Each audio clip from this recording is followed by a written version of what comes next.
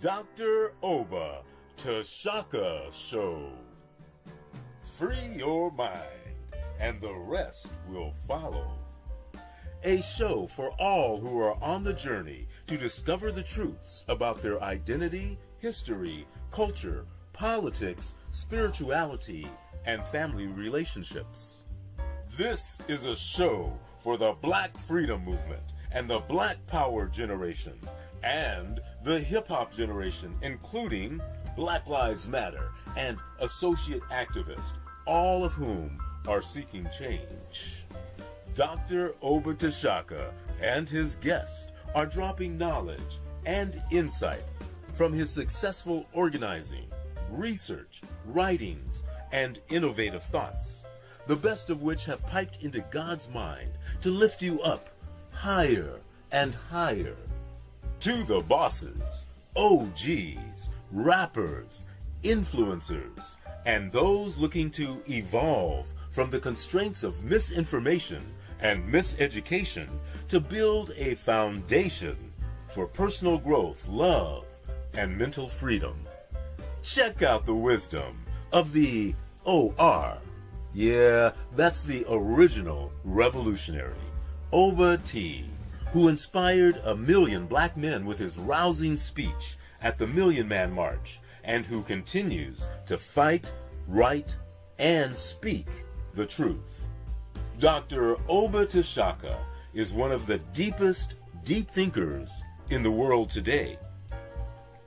A quote by Dr. Asa Hilliard. Dr. Oba Tashaka, then Bill Bradley, was the best leader organizer in the Congress of Racial Equality, CORE. An endorsement from Dr. George Wiley, Associate Director of National CORE and the best organizer blacks produced in the 1970s as the organizer of the National Welfare Rights Organization. The Dr. Oba Tashaka Show. Free your mind, and the rest will follow. Greetings to the viewers of the Dr. Oba Tashaka Show. I hope some people were not confused and thought that this was a replay. It said so in the content of the promotional. So we have an important topic for today. Greetings to Mildred Parks and Mariama Faye, Brother Ogawa. One, I want to encourage people, if they haven't subscribed to the show, to hit the subscriber button. And if you like the show, hit the like button and encourage your friends or anyone that you know, your associates, to watch the show.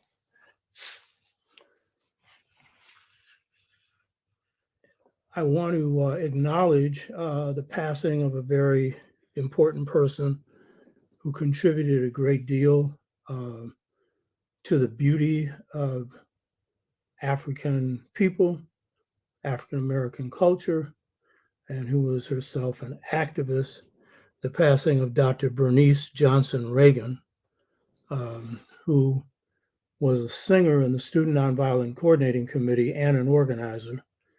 And she was the singer in the Uhuru Singers, and then founded or co-founded Sweet Honey in the Rock, and a major follower of Sister Ella Baker. And Sweet Honey in the Rock, their music was absolutely and is absolutely beautiful. She retired from involvement in that group as a singer a number of years ago, and they keep on passing on their beauty. They're an a cappella choir with a real beautiful message.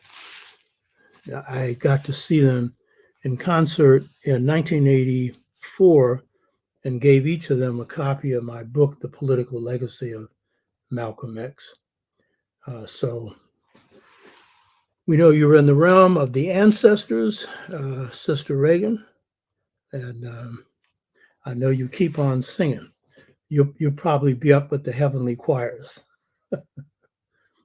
Probably James Cleveland and a whole bunch of others. You know what I mean? I also want to announce that next week's show will be a recording done the day before on the memorial to Dr. Nathan Hare, the founder of Black Studies, the first chair of Black Studies in the United States. I'll be speaking at that. Michael Eric Dyson will be delivering the memorial address, and a number of people who knew Dr. Nathan Hare, many of them were strikers. That is, they were involved in the San Francisco state strike. So I'm having that recorded, and we'll show that the entire program on next Saturday's show. So check that out. That's going to be a historic thing. Nathan Hare was a great person. Not too many people innovate and create something new. And in this case, with the involvement of the students, because he created the curriculum, the students went out and fought and created the first Department of Black Studies and College of Ethnic Studies in the country. And then they gave birth to a revolution around Black, and later we would call it African-centered studies or Africana studies. And again, a lot of us don't appreciate our power, but that was a significant achievement, and especially starting at San Francisco State, which I graduated from, later chaired the department there for 12 years, where there were hardly no Black students and no Black teachers. And so to create, number one, for the students to think that they could do that, indicated where power comes from. It's from your mind.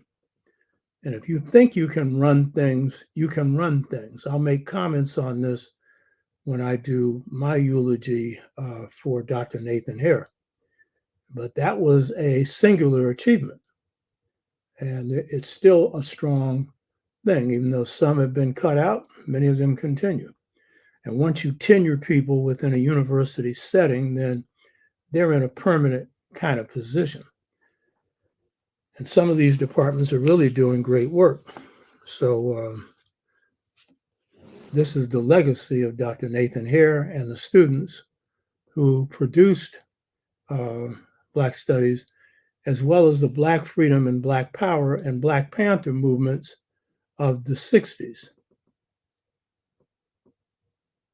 I see Jackie Johnson Trump has nothing to do with Project 2025. That's a Republican think tank. Oh yeah, wait until I get to this. BS. But wait till I get to this. I don't make charges unless I can back them up. Yes, he does. He's just saying he doesn't. But I'm not getting off into that right now. That comes in my presentation. So listen carefully. In fact, listen to Trump on that. So the title for today is an extension of the first show that I did on Project 2025. The title for today is, quote, Project 2025, an outgrowth of American fascist organizations and traditions. And you've seen the promotional on this. And on the side of me is General Smedley Butler. And I've covered him in a previous show, but I'll be going into more depth into what that deals with. So the topic for today is Project 2025, an outgrowth of American fascist organizations and traditions. Now, before getting into the show, I want to play a piece of music that sets the tone for this show, because the motivation behind Project 2025 and the motivation behind fascism in general, you would say is racism. Yeah, that's a part of it. But it's greed. It's power. And I'll get into a definition of fascism when I get into this show. But this song by a beautiful songstress, pianist, and composer, Roberta Flack, really sets the tone for this whole topic. The song is compared to what? I said I love the lie, lie the love, hanging on with push and shove. Possession is the motivation, hanging up the whole damn nation. Looks like we always end up in a rut, trying to make it real. But compared to what? Slaughterhouse is killing hogs. Twisted children are killing frogs. Poor dumb rednecks rolling logs. Tired old ladies are kissing dogs. And I hate that human love, that stinking mud, trying to make it real. But compared to what? Said the president, he's got his war. Folks don't know just what it's for. No one gives us rhyme or reason. If you have one doubt, they call it treason. I said we're chicken feathers, all without one gut. Try to make it real, but compared to what? Go to church on Sunday, sleep and not trying to duck the wrath of God. Preachers filling us with pride, telling what he thinks is right. But he must be some kind of stupid nut. He tries to make it real, try to make it real, yeah. Try to make it real, real, real. Try to make it real.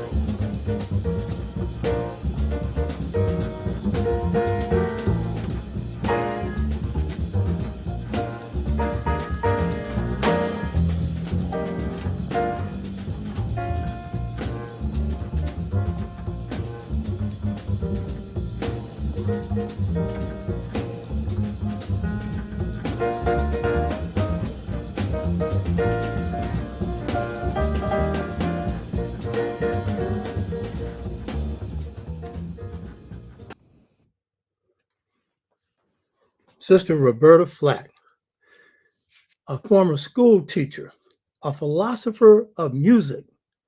She says, possession is the motivation hanging up the whole darn nation. And you could say, wherever the vicious rule in the world, possession is a motivation. Along with racism, which comes out of it, slavery was possession, treating human beings like property. You hear me? Capitalism, its essence is possession, the possession of the very few, while the many can starve. The possession of science so that that science can be used to wage war on Mother Nature. Nothing wrong with science, but the philosophy of science in the hands of those whose possession is motivation, or whose idea is possession is their motivation. So possession is like what's hanging up this whole nation. And then she says, unreal values, crash distortions, unwed mothers, seek abortion. Of course, that's been knocked out. Huh? So when we're looking at Project 2025, we're going to see underneath it, possession is the motivation. And all these things, they'll say, woke agenda. You know, we're against woke agenda. How dumb can you get? Who is opposed to somebody having their eyes open? So apparently you should just say, you want a sleep agenda. Put people to sleep so they can snore while you continue to get rich and force the average person. Now in this country, I see young people all the time, but everybody else working 2 and 3 jobs, barely being able to pay their rent. You hear me? And many of them homeless and got a job, but can't afford to pay the rent. So unreal values, crash distortion. Unreal values that matter means more than life. That power is what you should worship. That some executive who doesn't even know up from down should, be given the authority to run the country. Where's the beef and where's my money? That's a real good one. Whether you're a beef eater or whether you are a vegetarian, you understand? The beef is a metaphor for saying, I need to get something out of this. Where's mine? All these unreal values, and possession being the motivation. Where's my possession? Now, of course, I believe there should be a different system. You know what I mean? A system where possession isn't the value at all. You know what I mean? But under this one, you should be able to get something other than some crumbs. As Malcolm said, if you're sitting at a table and everybody else is eating and all you got is crumbs, does that make you a diner? You're sitting in America, catching hell. Does this fully make you an American? Now, you should use whatever rights you have, because I'm telling you, they're coming after them. So I thought this would be fitting. Of course, if you know me, I'm into beauty. I'm a strategist. That's next to God, loving the truth, the ultimate art and the ultimate beauty. God don't need to be no strategist. God's got all the power and doesn't exercise it. Trump thinks that bullet just hit his ear because God saved him. Like hell, he just happened to turn his head.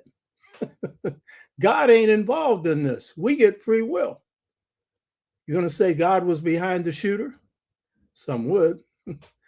Are you going to say God is behind wrong? I mean, if God ain't behind wrong, the right we do is of our own choosing as well. And in Medu Neter, it says, I created, this is God speaking, according to Medu Neter, I created man and woman. But when they did wrong, now I'm paraphrasing, it's not an exact quote, I had nothing to do with it. It was their choice. And God didn't claim credit for right either. You hear me? That's your choice too. That's why you're here, could grow. So the topic for today, Project 2025, an outgrowth of American fascist organizations and traditions. And while Roberta Flack was basically singing in the context of the 60s, because some of the things she was talking about were issues being raised then, those issues affect us now. I want to say greetings to Kama Gazar and Jackie Johnson. Greetings. So this is real key. So a just society isn't hung up on possession, because everybody's got enough to enjoy the tree of life and can live in a right way. So I want to start with a working definition of fascism. And of course, you can come up with all kinds of definitions. It's just a bare bone one. And it's not mine, you know.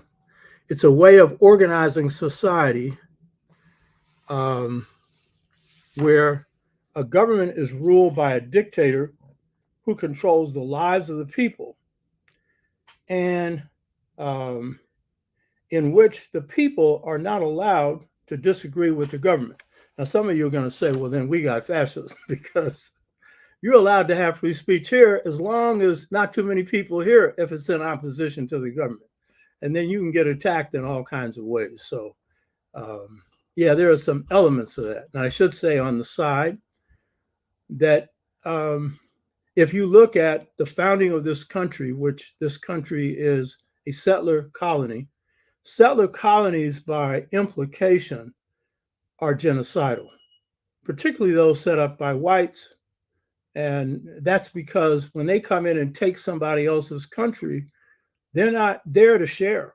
They're there to take everything.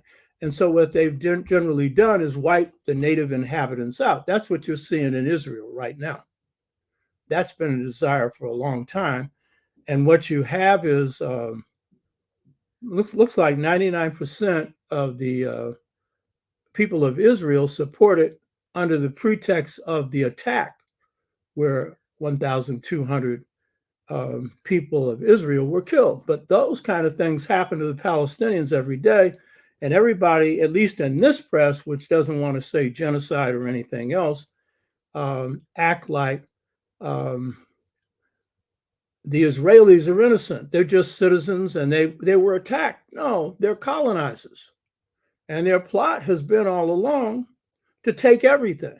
And they're using that now. They've wiped out virtually all the housing, all the infrastructure, schools, hospitals, universities, mosques, but most importantly, people. 200,000 are under that rubble. This 38,000, which is a thing that is put forward by the group that had managed Gaza, Hamas, that's a false figure, and everybody knows it, because these attacks have occurred while people were in their housing, sleeping, and stuff like that. So you could say settler colonialism, well, is it fascism? Well, you could say it's worse than fascism when it moves to genocide. And it ain't too much different from fascism before that, because the people who you conquered, even before you wiped them out, they have no say-so in anything. And if they're left alive, their land is taken and they're shut off on some land that doesn't produce anything, as are the Native Americans who are coming back now on reservations. So genocide certainly is about as bad as it gets, but we're here today to talk about fascism. So basically, this is a system where the system of rule is a dictatorship, and it's a control of the lives of the people under a dictatorship and everything else,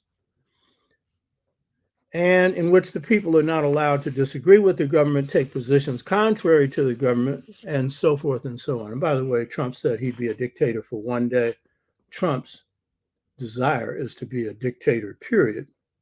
And we'll get into that one later on. So what I want to link 2025 to today, start off with the 30s and the 40s, because we live in the US of A, which Gore Vidal, America's historian for whites, and a good one, described USA as United States of amnesia. And so this country is full of amnesiacs. And blacks aren't too far behind when it comes to our history because of the erasure during slavery. But whites, you have a mythical history, no real understanding of the past. Yesterday is ancient for them. And a lot of you think that you can't win in a battle with them. If you have the long view and the short view, you've got an advantage. Because most of them, they've got a story view. America the beautiful, the home of the free and the land of the free and the home of the brave. Really? Where's the freedom? I mean, you're going to call exterminating Native Americans free? Yeah, if you're talking about your freedom to do it. Are you talking about slavery is freedom? So what are you saying? We ain't people?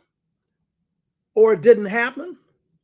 Or you just don't want to be reminded of it because you didn't do it. I'm talking about the whites who say, I didn't do it, so I shouldn't pay for it. Well, you're living a better life because, it was done and you owe a debt. So, and that's another issue. So I want to put this in the context of what was going on in the 1930s and 1940s, because these two periods have a lot in common.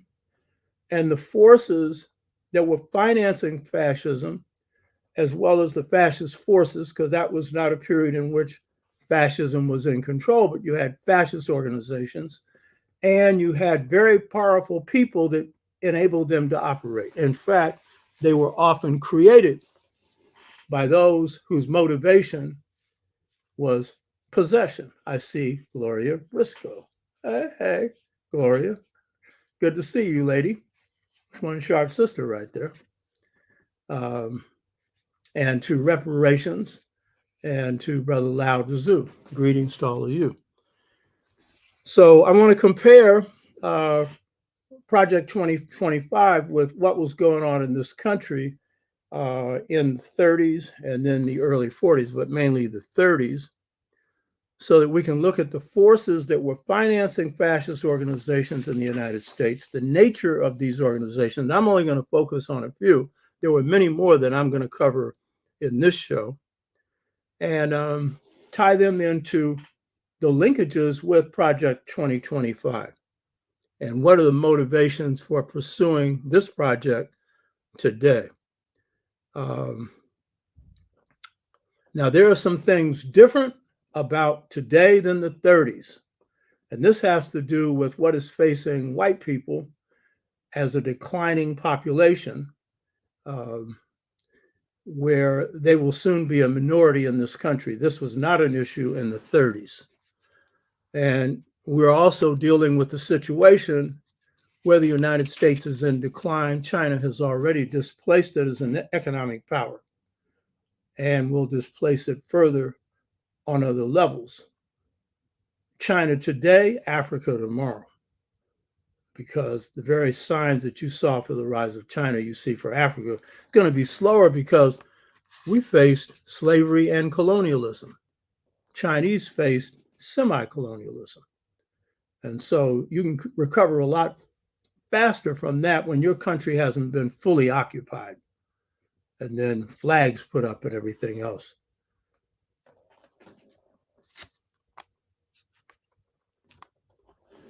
Lao Tzu says, no doubt this would be an excellent exploration on fascism. This would not be, it is. And there's a reason for it. Because if you're in denial on what's facing us, which is clearly fascism, when it locks down on your behind, it's going to be too late for you to go back and talk about, well, what could we do about it? There are some things we can do right now. And then the white savior, Biden and everything. That's not what this is about. So this is an important topic. And I spent a lot of time on this. And by the way, this is hard-ass work I'm doing here. And it costs money. And I don't hardly ever get anybody making a contribution. Some of the people that make the biggest, statements don't put a dime into this. I'm not trying to make any money. It costs me. I pay a person. All these illustrations I'm going to be putting up here, my person, Cinnabar, does that for me.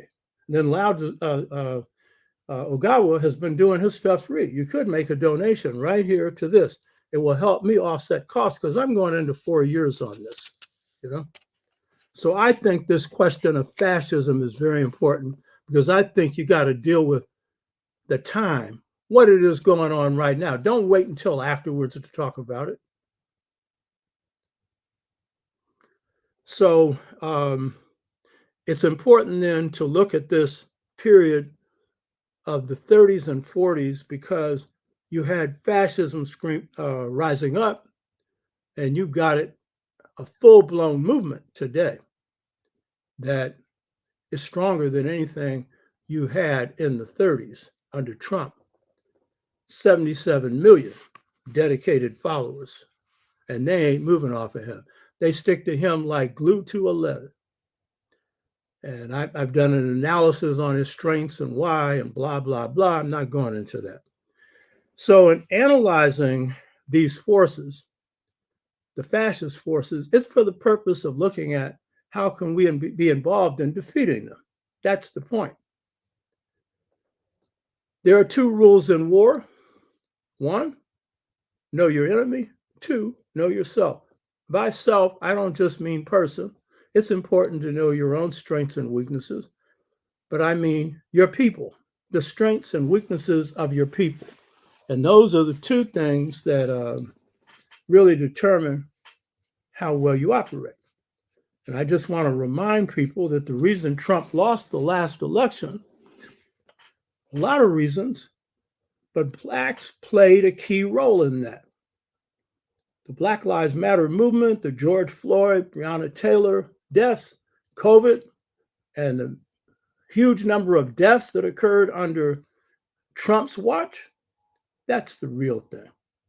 And the combination of those, but especially the smart organizing of a good organization that was out there then, Black Lives Matter, with their alliances and coalitions, put Trump out of the White House. And we're seeing how the Supreme Court is doing their best to keep him out of the jailhouse. So those of us who think we're weak, go right ahead and think probably you haven't done any fighting. But if you do those 2 things, know yourself and know your enemy, then you'll know rules for engagement, when you can engage, what you can do, and how you can win. So we specifically need to understand the historical period that we're living in right now and what kind of power we can exercise during this historical period and how we can deploy that power. And so that'll come up in this discussion. Now, the historical material I'm going to go into today is on U.S. fascist organizations and their financiers and international fascism in the 30s. The way in which those 2 forces, the international and the domestic fascist forces, interacted, because you have a similar thing going on right now. Gloria Briscoe makes the point, Biden put the first Black woman on the Supreme Court, the first Black federal judges of all presidents combined, the lowest Black unemployment, especially for Black men, last but not least, first Black BP. And she's following up on my point. She's giving me more points there. Darn right. And we overlook all of that. Why did he do that? Biden has never been a leftist, but we moved him off of center. And that's why the last group of people who are left now supporting him are coming from the radical wing of the congressional people, the squad, and Bernie Sanders. They're holding in there because A lot of those were concessions to them, but particularly to blacks who made the difference in the outcome of that election in Georgia and in other places. So yeah, and I think that he, given what he could do with the Supreme Court, he picked a good justice. He ain't gonna pick no radical. That ain't happening. But that woman isn't just smart. She stands up for the right side. She said, I really don't understand this man, Clarence Thomas. No, because she comes from a loving family and instilled in her was self-love. By the way, his grandfather instilled that in him, and I know he's embarrassed by this man, Clarence Thomas. I mean, his grandfather, really cared about him. So good points right there, Miss Briscoe. Along with the best package that a president has had since Lyndon Johnson on the infrastructure package, which, by the way, 2025 seeks to completely wipe out. Be clear about that. So I want to compare these two periods and then focus on Project 2025, some things I didn't cover before. And I want to focus it by starting on a little known meeting. I say, if you rely on the press and if you rely on the main publishing houses for your information, the chances are you're not going to know much because it's all screened. And if you're really going to get truth, it's going to be outside of the mass media. It's going to be outside of the major books that are approved by the major publishing houses. And that's where you're going to get your sources from. And then, of course, by being involved in movements and doing your homework and coming up with stuff, knowing stuff. So I'm going to start with a little known meeting held in Boston on November 23rd, 1937. It wasn't the size of the meeting.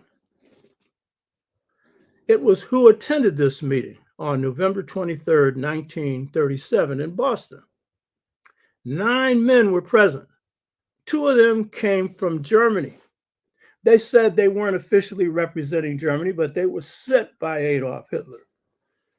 And 7 of them were among the most powerful industrialists, members of Congress, and leaders of political organizations in the United States.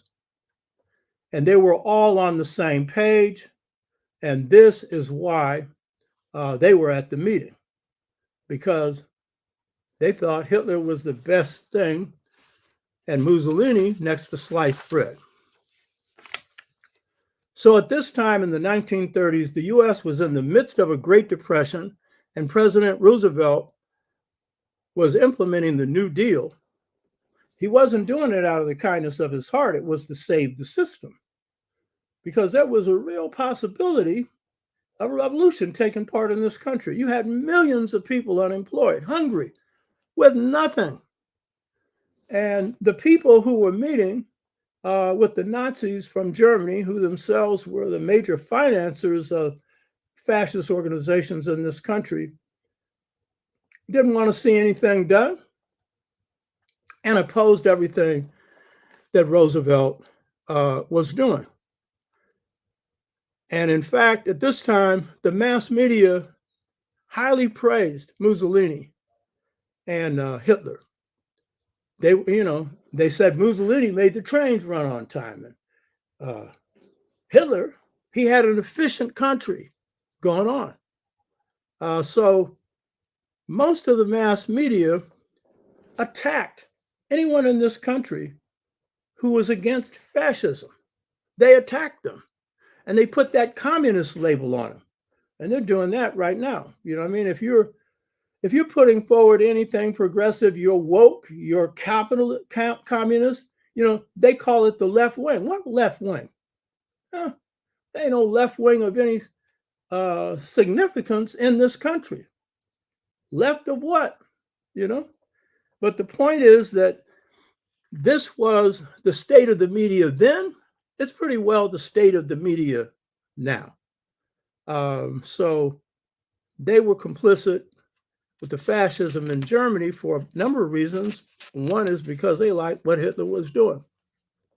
And I should point out that some of the forces that have now switched to Trump. Some of them Silicon Valley, some of them corporate forces, they're doing it for the same reason. They probably don't like Trump, but they see he's good for their pocketbook. They don't care about the Constitution because their Constitution is possession, which is their motivation. Now, what I'm going to quote about this meeting comes from a recording of this meeting. At that time, you didn't have tape recorders or DVDs or anything else. You had typewriters. And so the powerful who attended this meeting had this meeting typed, recorded, and they thought they had got the record because the typist gave them, the official manuscript. But they didn't know she kept a carbon copy. I used to use a typewriter. Some of you don't even know what that is. A carbon copy. It's a piece of paper that copies the original. And that carbon copy got copied and circulated all over the world and into what I got my hands on. So I always give sources here. I'm not just going off the top of my head, but I'm not a fact man in that I'm not just presenting facts. I'm creative. You know what I mean? Got new schools of thought and everything else. But if you're presenting the truth, then it should fall in line and conform to the facts. That's basically what a theory is in science. It conforms to facts. Theory in politics doesn't necessarily always do that unless you've tested it. So I'm quoting from a discussion held by these powerful people who attended this meeting. One of the Germans at this meeting, let me find my source here.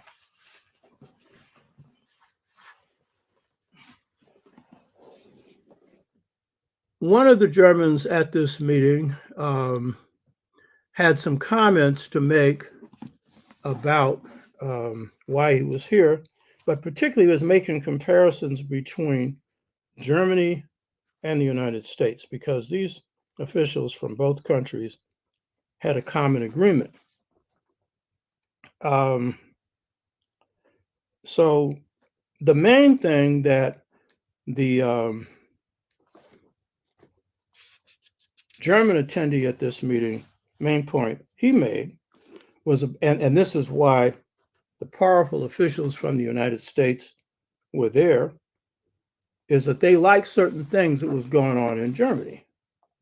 And what were those things? It was basically, he said, quote, Germany has been grossly misrepresented before the American public by Jewish propaganda. See, here we go with that again. And we got blacks who would say that. The Jews run the country. Really? If you don't own the army, you don't run the country. You show me the last time Jews had an army. That's some bull, Jews running the country. So he said, in order to clarify the picture, he said, it is necessary to recall that Germany of the Republican period has thrown a remarkable confusion into the minds of Germans. The state has been identified with some popular welfare institutions. Creative capital was overburdened by the effects of utopian social welfare legislation, burdened by unemployment insurance, sick leave, old age, death benefits, Social Security, and war pensions meant terrible handicaps. I should add, they didn't say this, but for the rich, you know what I mean? Trade unions and ours have lifted productive costs above world standards. In other words, when people are living well, we're not getting as much. So he's saying world standards might be behind. You're just not pocketing as much. So he goes on to say, what is the paramount achievement of National Socialism? The spirit of New Germany was conducive to a kind of national solidarity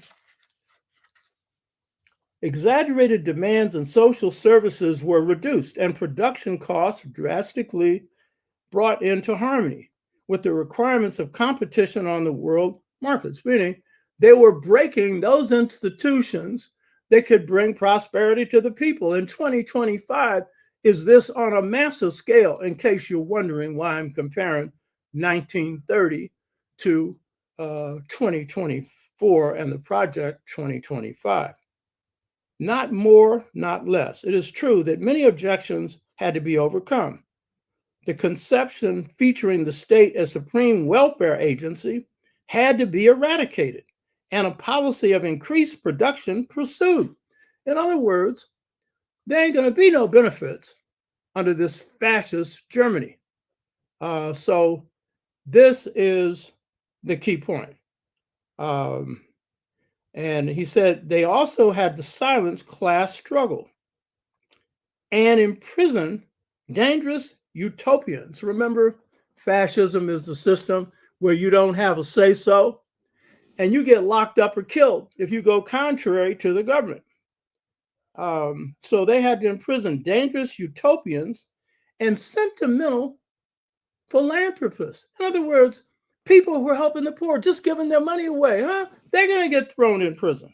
It is true that Jewish propaganda was able to capitalize on some stern measures and slander New Germany before the world opinion. This is undoubtedly detrimental, but we have gotten more by the rebirth of national solidarity and the cooperation of all for the same purpose. So then he has the nerve to go into the state of America. And because these rich, economically rich, politically powerful figures were in agreement, he could get away with this. So then he goes on to say, without wishing to arouse any semblance of interfering with domestic questions in the United States, well, of course, but he's going to go ahead and interfere. I cannot help mentioning that today's America presents a very close picture of social democratic Germany.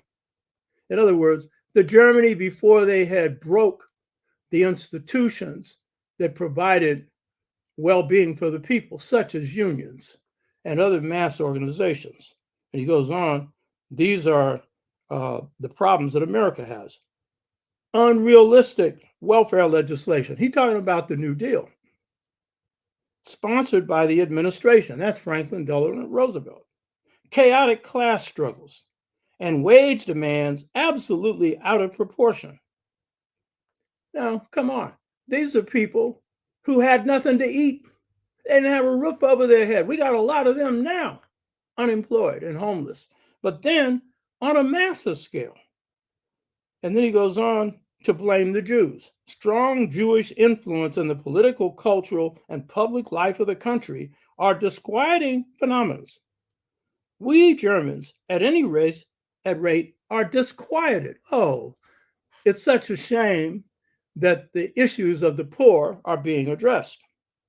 We carry on a good work for world recovery, and we know what potential danger and increasing red influence in the United States would mean for the whole world. Red.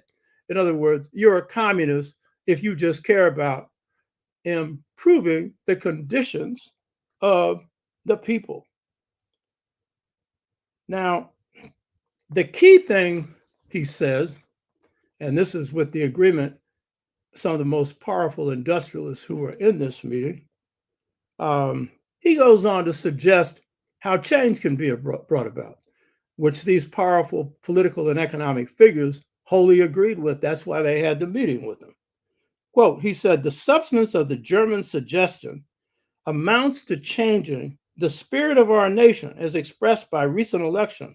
That is possible, but by no means easy. The people must become aware of the disastrous economic effects of the policies of the present administration. That's kind of like what they're saying about Biden, you know? Yeah, he got problems, all right. He got cognitive problems. It's pretty obvious. But what he's done, I mean, if you watch that Republican convention, it was a pure mashup on the truth. There wasn't a single fact hardly presented and no programs. And they're going to blame everything on inflation. when in fact, the inflation was caused by, since when can you just base it on $1 trillion infrastructure plan and $1,200,000,000 plan to save people during COVID, giving them all kinds of relief, when Trump gave $1 trillion tax cut and the defense budget is over $1 trillion every year. So if you want to talk about what's causing inflation, it's a bunch of them. But I say unemployment, hunger, poverty, homelessness is worse than inflation. Worse than inflation. So what he's suggesting here is that policies that are good for the people are disastrous. But for who?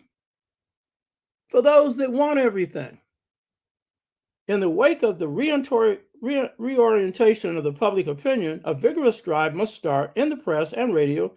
Technically, it remains a question to whether this drive may center around the Republican National Committee. So he's now telling them, you need to use propaganda to brainwash people to get them to think that the New Deal is a bad thing. Well, Franklin Delano Roosevelt served more terms in office than any other president for one reason. That question that was asked by Roberta Flack, where is the beef and where is the honey? Where is the job? And where is my money? He was putting something on the table. And that something led Black people to shift from voting Republican to Democratic, even though the Democratic Party in the South was fascist as you can get. They saw they could get something. See, when the masses make a move among Black people, it is always the right move. They may not know all the subtleties, but they know their basic interests and they move as a group. And if you don't want to, you can be on the outside of that. And it's when the masses move that things change. So this thing that I'm talking about, fascism in the 30s, this is what the essence of this was, that it was a move by corporate interests to support, and I'll get into this one in a minute, fascist organizations to break the New Deal. And basically 2025 is an extension of moves being made by big business, starting with Ronald Reagan, where he broke the unions, and both through the Heritage Foundation and the Hoover Institute, Project 1980, they laid out his agenda because this boy didn't know up from down. He couldn't chew bubble gum, talk, and think at the same time. They had to script him on everything. And when he went off script, he was really off. And one time it was good. He got into a meeting with Gorbachev by himself, and his staff knew this boy was a cipher. He didn't know what was happening, but a good thing came out of that meeting. There was an agreement to disarm. Well, they quickly rolled that back. They said, Ronnie, don't you know what you're doing? I studied Ronald Reagan. I'm not going to go into that right now. But the key point is that the think tanks, and in particular Project 2025, which is the best well-oiled piece of proposals that have come out from the right wing in history. And it's got days on it. What Trump should do day one, executive orders he should sign, blah, blah, blah. You hear me? So this is really the basis for fascism. And the Supreme Court decision that the New York Times reported on,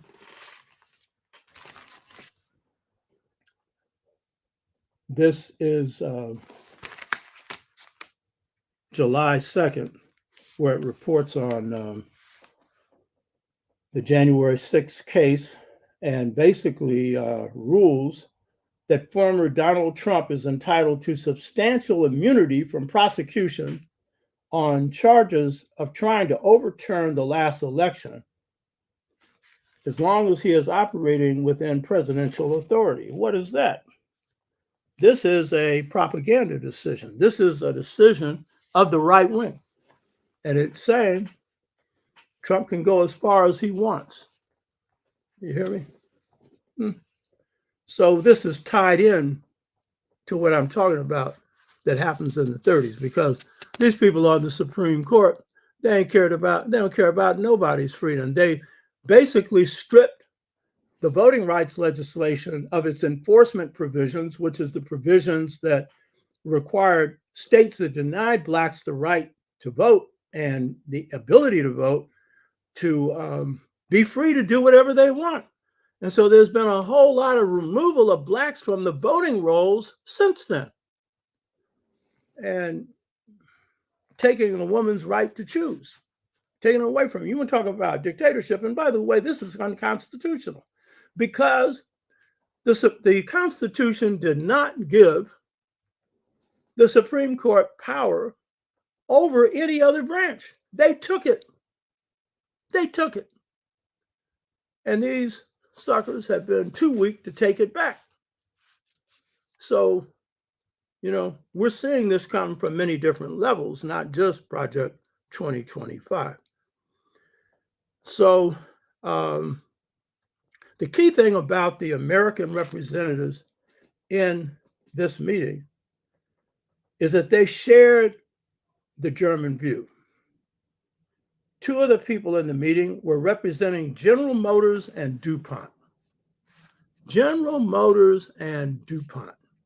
Do you hear me? William Knudsen, president of General Motors, in a press release after coming back from a vacation, made this comment about Germany. He said that Germany was the miracle of the 20th century. So does that suggest that he would support an American Hitler? Hell yes. You know what I mean? And I'm citing sources. So you want to sue me, you got to understand, you got to sue the source. This ain't coming from me. I'm just quoting the source. So when I get to Project 2025, you will see that the motivation behind those backing these proposals is pretty much the same as the German and American industrialists, and in the case of the Germans, political representatives, who opposed welfare legislation, workers fighting for better living conditions through unions, demands for higher wages, Social Security benefits, unemployment, sick and old age, and death benefits, and war pensions, and a lot more that have to do with now, like the environment and a lot of other things, because that's not what they were addressing then. So I'm only going to get briefly into who the main financiers of U.S. fascism in the 30s was. There were many more, but I'm just going to talk about two of them and key organization that they financed, in fact, two. And the two key financiers of these organizations was at that time General Motors and the DuPont interests. And the group that they created that was the leading group pushing fascism was NAM, was an organization, National Association, NAM. And it was organized in 1895 as a powerful anti-labor group. That was mainly their thing, to prevent unions from emerging or any independent organizations that could empower people and give them a better life. There was a Garrett committee in Congress, and I'm quoting them. They described NAM, quote, as a secretive, reprehensible organization in the way they defeat congressmen who refuse, this sounds like, again, fascism, to obey them. The La Follette Committee. Now, most of you probably don't know this. La Follette is one of the most progressive congressmen in the history of this country and tried to build democracy in the areas in which he had power in Oregon, and was a major force that the powers of this country went up against to break. This was a good man right here. I study American history, by the way. Some of us just study Africa. You need to study the world. If you're going to have some power, you better understand how power is working all over the world. And you better study more than just blacks. You better understand power relationships, period. So the La Follette Committee criticized and condemned this organization, NAM, for using poison gas against workers. Machine guns. You hear me? Machine guns. See, this is an age where they just took off the gloves and went after people. They got more sophisticated later. Machine guns, man. You know what I mean? This organization used spies. They didn't just use crooks, they used murderers. Because if they wanted to take out some union organizer or someone else that's progressive, they kill them. Huh? Now they become more respectable now because they learned that, they were getting criticized for being brutal. So, they go other routes like using propaganda and money to buy off congressmen. You know what I mean? But NAM is still a major force, major economic force today. So while January 6, 2021 was an attempted electoral coup that the Supreme Court is writing off, how far they write it off remains to be seen, but it looks like they're writing it off and they're giving Trump a chance to get into the White House so he can also just write it off legally. So January 6, 2021 was an attempted electoral coup designed to overturn an election that Trump lost. It was over 6 million more votes on Biden's side than Trump's. And by the way, the Democrats will get more popular votes than the Republicans because there's more black, brown, red, and yellow people, and then a third of whites who will be on that side. Then there are people on Trump's side. Trump right now has mobilized his base. That's really the secret of Trump. Here's the rule on this. It's a third rule, how power works in this country. With white people, it's a third. 1/3 will be for something. 1/3 will be against, and 1/3 will be neutral. That's how whites work. You only know that if you've been in battles. You can get it in a book, but you better understand it. And so some of our scholars will say, we're alone. You're only alone if you're not smart enough when you need allies to have them. You only get allies. I quote my books, Our Leadership, Volume 1 and 2. The rules on alliances only do them when you have to. Go on your own and win the battles you can on your own. But when you can't, you'll lie or coalesce. Coalition is a short-term arrangement. Alliance is long-term. But you're in charge. The only way you enter an alliance is you got to run it, or you got to play a significant role in it.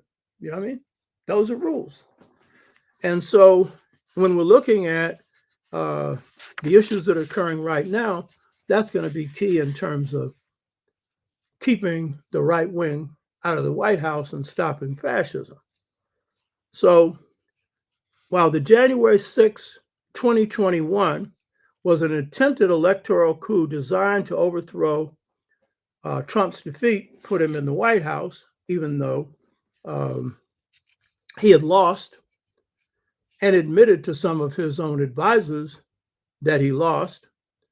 In 1934, leading members of the American Legion, which is another group that corporate America created. It was, again, a union-busting group. It's supposed to be a patriotic organization, but it's basically a union-busting group controlled by big business. And so in 1934, leading members of the American Legion conspired with Wall Street brokers and other big businessmen to overthrow the government of the United States and establish a fascist regime. And this occurs when General Smedley Butler,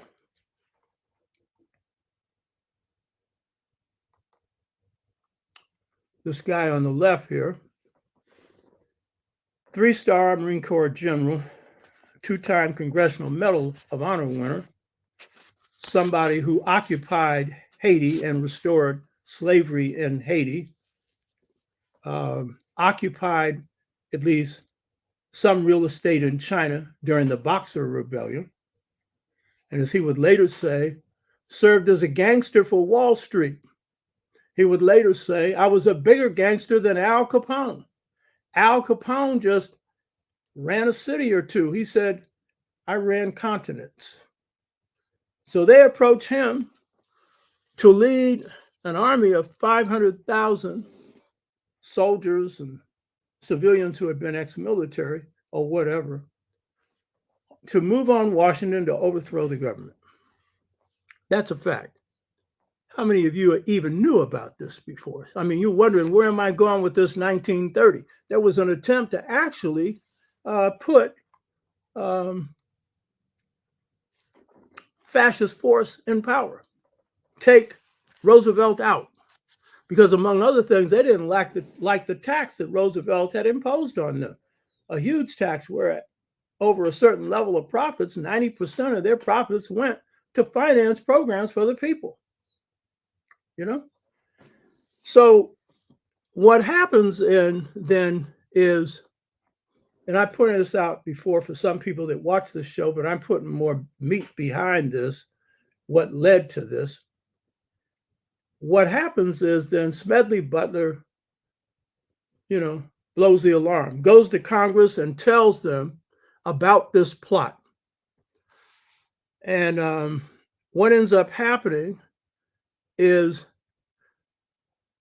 a newspaper like the New York Times gives them cover and says, no, this didn't happen. But as Julius Archer, in his 1973 book entitled The Plot to Seize the White House, clearly shows, and other documents as well show, there was such a plot. It was presented to Congress. Congress agreed that the plot occurred. It was documented, but they did nothing about it except shut it down. Why? Because the people that own the country were plotting this. Now, you think this is irrelevant? You think we shouldn't focus on this? Because something similar is beginning to happen right now.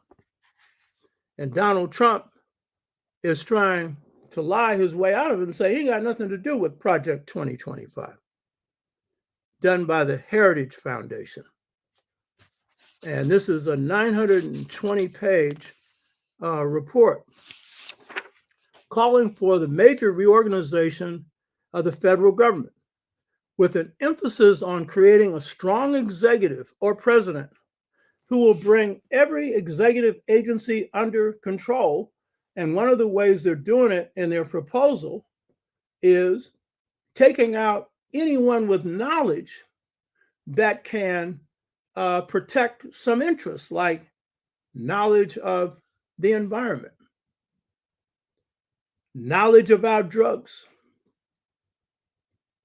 knowledge about anything that can benefit the people. Now, Trump is hiding this behind his statement that he's going after the deep state. This has fooled some people on the left. You've got some people on the left falling for this, the deep state. And so he's suggesting that all these agencies are oppressing you. But it's interesting that the one agency that is most oppressive is the one that's going to get the big bucks and is not going to be touched. And that's the military-industrial complex. That is the big agency. Not much is spent on anything else. The only way the government is made to look like it's supporting the issues of poor people is they include Social Security cost under it. And that's a false flag because the government's not paying for that. You're paying for that out of your check. And the media and everything else goes along with it and acts like it's an entitlement. It's like it's something the government is giving to you. That's a setup for them to take it away. And I'll get back into that one in a minute. Remember, one of the concerns of the right, German and American, that were meeting was Social Security. I mean, they didn't have any before. They had just come up with it. The Germans had destroyed theirs. In America, they have a saying that in America, you live to work. And in Europe, you work to live. Because they got medical care. They actually have some real vacations, lengthy ones, They have a lot of social programs. My wife tells me that in the UK, if a person is unemployed, the government takes care of your mortgage payment till you get a job. And if you come out of prison, they got a house for you and they're going to find you a job. You know, this misery we live under in America. And by the way, where did they get this from? Roosevelt's New Deal. The only difference is they added a few things to it, like healthcare, you know, but that's where it came from. And right now, this war in Ukraine, it's going to tax the budgets of a lot of countries like Sweden and Finland that had been scared into joining NATO, which was a foolish move on their part. Russia's not going to invade you.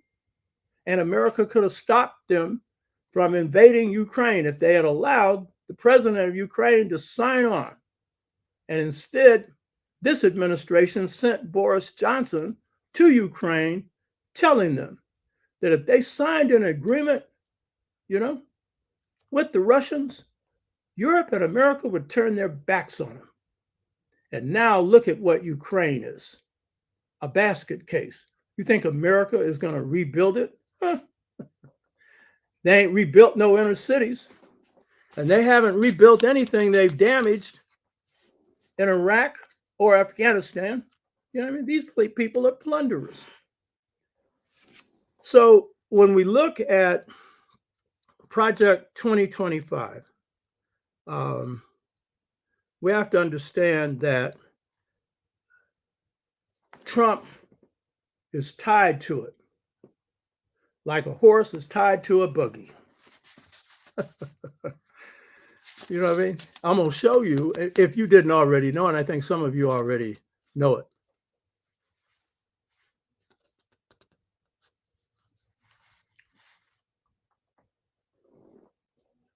Reparations says white people are not for Project 2025. It's not out of love. It's out of security purposes. Let's not get it twisted, people. Project 2025 is a thing. The right wing, Trump's base, but they don't really know what's in it. But Trump has been pretty much selling this on the campaign trail, and they see Trump as their white savior. And they're being corralled into a lot of stuff out of fear of immigrants and everything else, because they see the demographics of this country shifting. So they're saying to themselves, many of them, well, if he saves us from the horde, then it's okay. They're going to find out later what that means. And I'm going to go into this in just a minute. So Trump is distancing himself from Project 2025. He's saying he doesn't know anything about it. Now, remember, Trump is not the most honest person on the planet. So, I mean, if you're going on what Trump said, then come on. You know what I mean? Come on. That ain't too smart. Because he says one thing today and one thing to tomorrow. Neither one of them is true. So Trump says he knows nothing about Project 2025. So I believe in putting forward the facts. Let's see what Trump said about that. Let's take a look. About 140 people or so involved in this Project 2025. They are former Trump administration officials. But you've seen Trump recently trying to distance himself from the Heritage Foundation and its policy blueprint. I'm going to play some newly discovered video of Trump from 2022, which appears to repudiate his claim that he, quote, knows nothing about Project 2025 and who's behind it. Take a listen. Heritage does such an incredible job, and they're going to lay the groundwork and detailed plans for exactly what our movement will do and what your movement will do when the American people give us a colossal mandate to save America. And that's coming. That's coming. Well. He's not only saying that he knows about Project 2025, he is saying it's giving them a mandate, because this boy is too dumb to tie his own shoes. You hear me? In fact, he was able to be president. Notice, anytime somebody's sitting in the White House and doesn't age, they come out after 4 years and didn't age, and he didn't age. That's an age-producing machine. That's one of Biden's problems, that coming in old as he was, and then being engaged in the presidency. Hell, that just aged him tremendously. Look at Obama. Look how much he aged. He looked like an old man. Because if you're seriously taking care of business, then you are responding to all kinds of pressures. And stress is defined as those problems outside of your control. And Trump, the only time he was faced with a stressful thing, but because he doesn't care about people, it didn't stress him, was COVID. Because it could no longer work. The presidency could no longer work on automatic pilot, because the way the presidency works is that basically, if you don't want to do anything, then the administrators will run things and things will go okay. But when one leading commentator, it was actually a historian, made the comment, Trump will be okay as long as he doesn't face a crisis, and that was COVID. And when COVID happened, well, sorry. 40% of the world's deaths on COVID occurred in the United States. 40% of those deaths occurred to Black people. I know we got some people that don't want to deal with COVID. It didn't happen. Trump was the one that politicized the whole COVID thing and the vaccines and everything. And Trump was the first one to take a vaccine. And then when he caught it again, he got everything pumped into him that he could get pumped into him. You hear me? And came out okay. So this whole thing, it didn't happen and all the rest of this stuff, yeah, give me a break. So this is Trump saying that he's supportive of what the Heritage Foundation is doing. And by the way, the Heritage Foundation has been providing agendas for, Republican administration since Reagan. But they're not the only ones, but they are now the main ones. And I should point out, the Heritage Foundation played a major role in appointing mid-level executives in the Trump administration, because he came in without a cabinet picked or anything else, because his son-in-law had convinced him to reject Christie's recommendations for top-level positions. So literally, Mercer, who's a multimillionaire and a primary supporter of Trump and a former supporter of Steve Bannon, hired him. She played a major role interfacing with the Heritage Foundation and the Trump administration, filling slots in his administration. And the people filled, they didn't have to be qualified. All they needed to do was trash that department that they were in. So to suggest that Trump has no involvement right now, well, his own words contradict it, but we can go further than that. I'm looking at a New York Times article, July 12th, 2024, that's doing some linkages between Trump, his administration, and Project 2025. So the commentator from MSNBC made the comment that a whole bunch of Trump people in Trump administration have actually written Project 2025. So one of them is a man named Russell T. Voigt, V-O-U-G-H-T. He was Trump's former budget director. He led the section of Project 2025 that deals with executive orders. So this is real important, because they got a whole bunch of them written for Trump to sign. He is the policy director for the Republican National Convention. And the National Party is controlled by Trump allies. So he's playing a major role. That was his budget director. So that means the money man. And the money man, he's the one that really can get into programming. So when they're doing executive orders and stuff, well, they're going to be very, very precise and very targeted. Now, one part of 2025 is a plan by the Heritage Foundation to gut the civil service. In the last show I did on this, I showed that they plan to eliminate the civil service, basically, and to put Trump appointees who are volunteers in those positions. Now, number one, these are career appointees who have expertise in certain areas. And a heavy percentage of them are Black, by the way, and people of color. In place of those, you're going to have Trumpites in there doing Trump's bidding, not necessarily expert on the areas in which they are covering. So that's Project 2025. But then let's talk about Trump. Going to this New York Times article, let me quote here.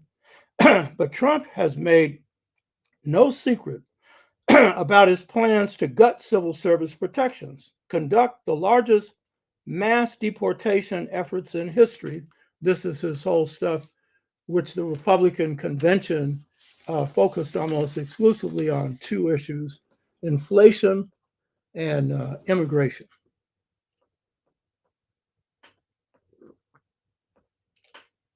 And charged immigrants with being criminals and everything else. And he even had the nerve to associate them with Hannibal Lecter, the man who ate people in the movies. You understand? And saying they were all criminals, rapists, and everything else. And claiming that what's happening under Biden is the worst ever. And there ain't too much difference between what happened under Trump and what happened under Biden when it comes to the immigrants coming into this country. And then making an appeal to Blacks and Browns, and he's got a nerve to try and make it to Browns at all, that these immigrants are taking your jobs. Really?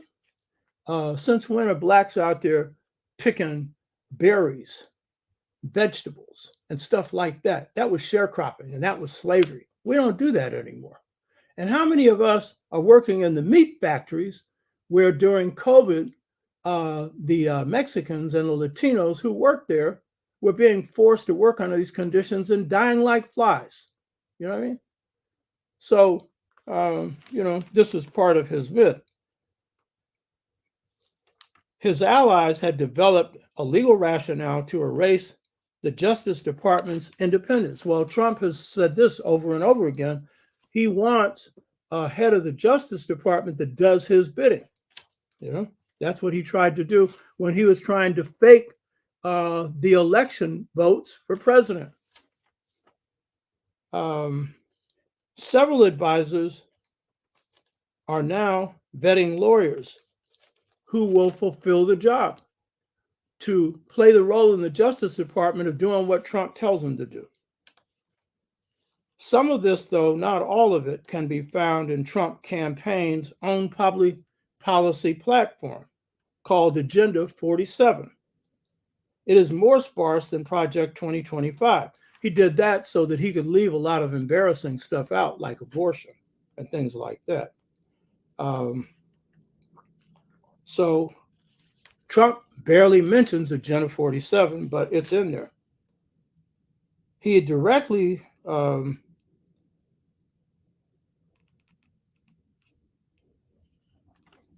Trump supports abortion in that he put the 3 Supreme Court justices on the Supreme Court that gave them overwhelming majority to do it in.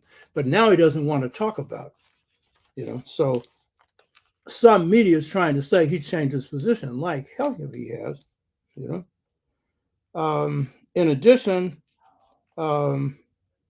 Trump has said over and over again that there's bureaucratic bloat and what you need is to cut it down. What's interesting here is when you look at the agencies, and I'm going to go into Project 2025 in a minute, that he wants to cut a bloat, those are all the ones that protect you in some kind of way and put a hurt on some industries, even though not as much hurt as they should, but more than they will be able to do when Trump is able to take control over the environment or any kind of environmental policies that will be positive out. Mr. Trump has made no secret of his plans to hold the largest mass deportation in history. He's talking about breaking up families and everything else. And by the way, in case you think they're all Mexicans, there's a lot of blacks from the Caribbean here that will be hit that way too. Project 2025 also, and Trump has said so, share equal demands to end diversity and equity. That is us, you know what I mean? Meaning affirmative action, anything that gets you a job when you couldn't get it before, or promotion, or something else. On international policy, Trump Project 2025 both emphasizes a protectionist outlook called America First policies, as well as higher tariffs. And the question of tariffs, what both Biden and Trump have pursued, they cut two ways. So if you're doing, and this is largely being aimed at China, China can do the same thing on you. You know what I mean? Gloria Briscoe says Agenda 47 is a light form of Project 2025. Yeah, true. It's a summary. So Trump has a thing on federal jobs, which I mentioned a minute ago. And Trump wants to issue an executive order to fire career civil servants. When his last days in office, Trump issued an executive order F. An executive order F did that, you know, talking about firing civil servants, but Biden rescinded it. But he plans to do it when he gets into office. So these are some of the things. So he's tied to Project 2025 like a glue is to a letter. Like he's tied to lying. You know what I mean?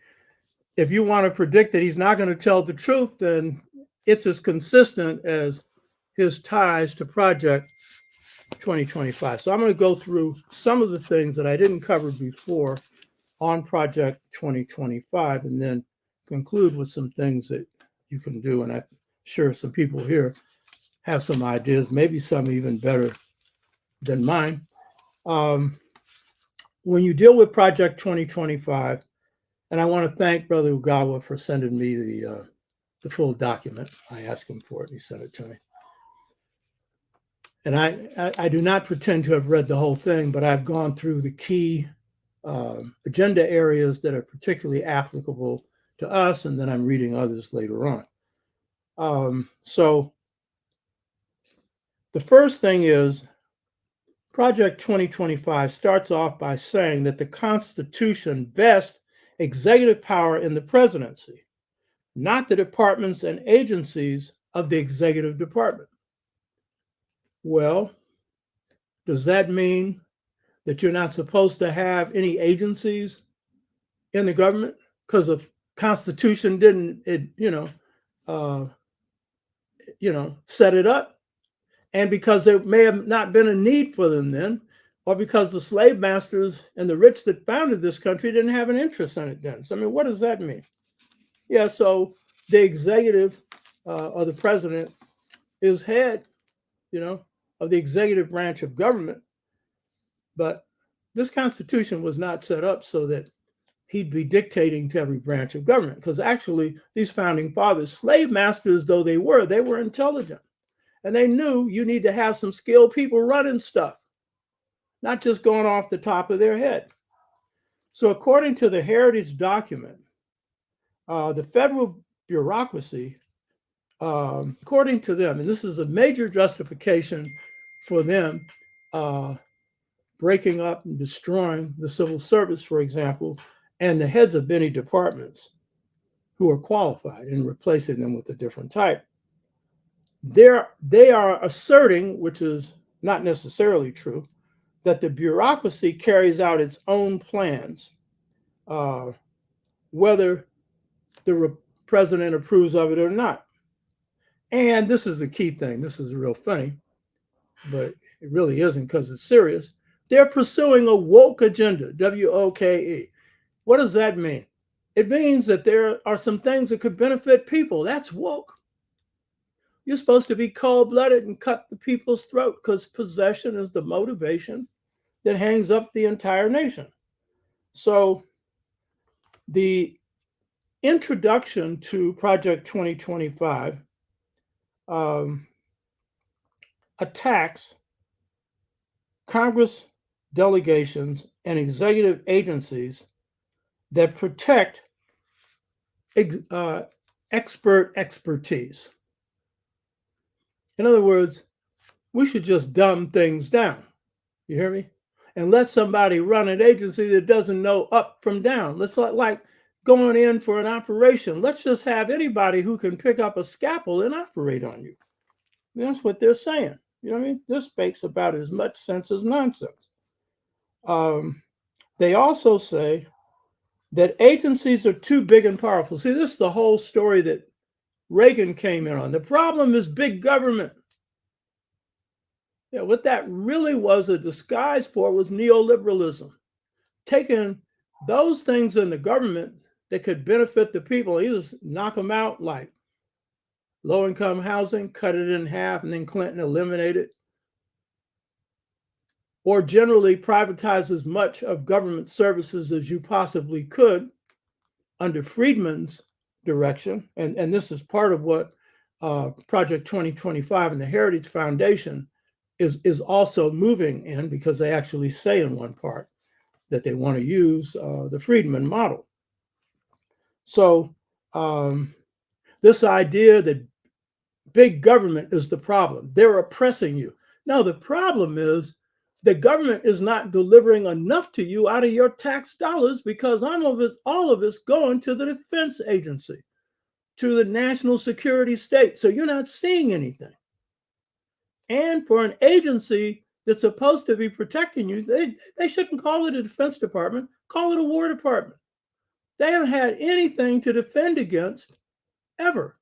You could say World War II, but this is a key point to make about World War II. Hitler modeled National Socialism and Nazism off the American model. Mein Kampf, he says so.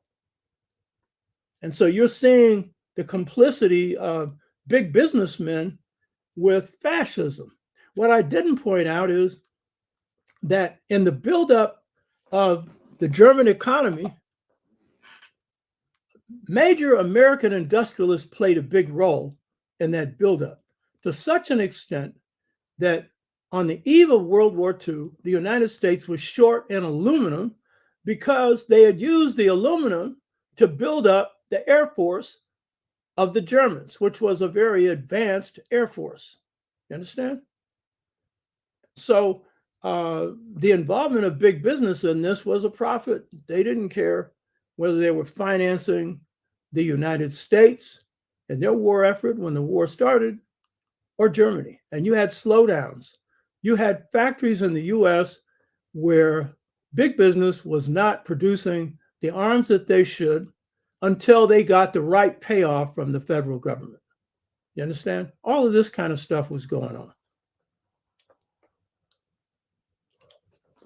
Yet this is supposed to be a land of freedom. And the World War II was, a war. It was a good war, Well, it was one fascist, at least some in this country fighting against another one, the one that was modeled after it. And as soon as the war is over, they're rearming the Germans and treating the Russians who saved them as the enemy. And then people fall for it because every part of this country, the media, both parties, fall in line. We got people building bomb shelters in their house, afraid the Russians are going to drop bombs on them. They lost 27 million people. There were no threat to anybody. And that's, you got Russia as the bad man right now, based on that. You hear me? And I'm not a defender of Russia. I don't like Putin. So don't get me wrong. I'm just not into the propaganda. It's pure bull, So they're attacking expertise under bloatedness. You got too many experts. Since when can you have too many experts? they also say these agencies are too big and powerful and are weaponized against the public.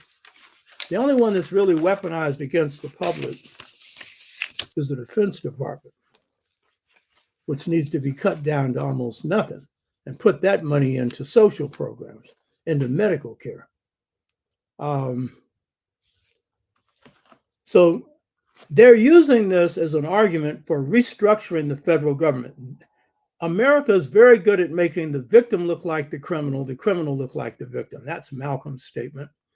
And so they will come preaching freedom when they're practicing slavery, preaching democracy when they're practicing fascism or authoritarianism. So this is what they say overall. So you get the intent of this. They call for boldness, and I'm quoting them, quote, to break the bureaucratic back, bend it, and I'm adding bend it, to the president's will.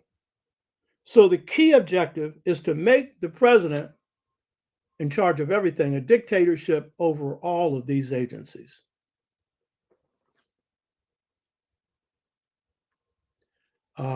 Comey Kazar, homelessness really starts under Reagan and is continued under Clinton, but they're breaking the policies of Lyndon Johnson and Delano Roosevelt. So let's get that straight. And let's also get something else straight. Real estate interests in your local communities are also playing a role in this. Federal government has pulled out of low-income housing. And then what's happened in cities, the real estate interests in cities took the position that keeping hotels that could provide room at a low cost for people who could afford to pay little, or building low-income housing, that shouldn't happen because it's not profitable for them. So most cities, I live in Oakland, and the homelessness rate has gone up to the extent that you're saying homes that Blacks could live in, they either can't afford it, the mortgage or the rent, or the low-income housing isn't being built, and in place of them are condos, each of which is selling for $800,000, $1 million or more, all over the place. So it's not a problem of housing, it's a problem of no low-income housing. To change that, you're going to have to get federal legislation that puts it back on the books, that huge amounts of money go into states and cities for low-income housing, and then empowering local community groups and others that in a city. Some churches do this, but you need massive funding for that.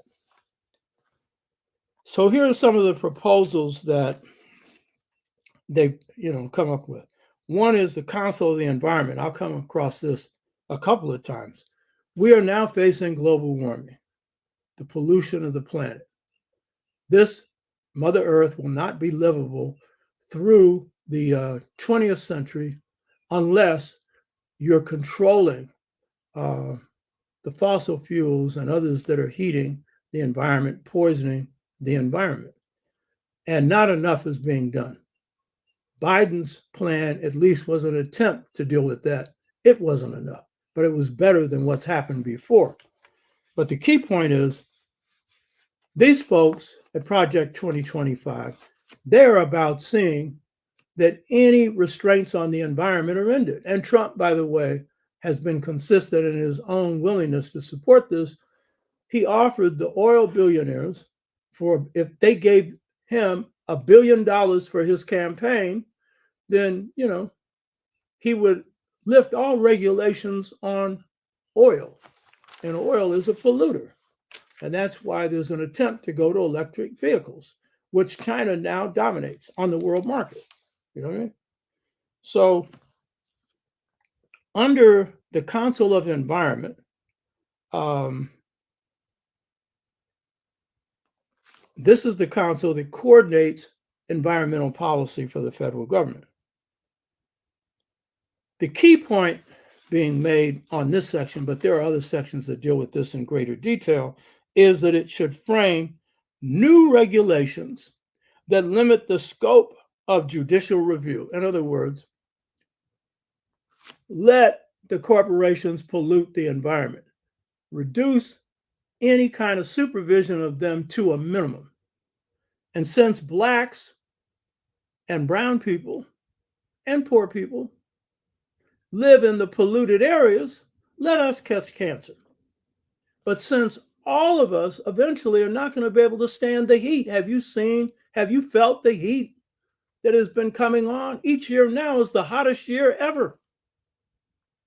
The rising of waters, there are going to be cities flooded, period, gone.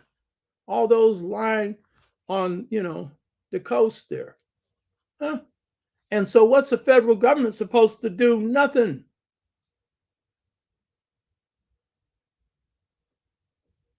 So again, they're looking out for the interests of the American people. They say this is a project for freedom, a project for eliminating bloated government, okay? So what do they propose? Eliminate the existing Office of Domestic Climate Policy. In other words, blindside this so that you're not keeping records on hot weather and how you can stop it, polluting environments, the melting of ice caps, or anything else. Another proposal coming from Project 2025.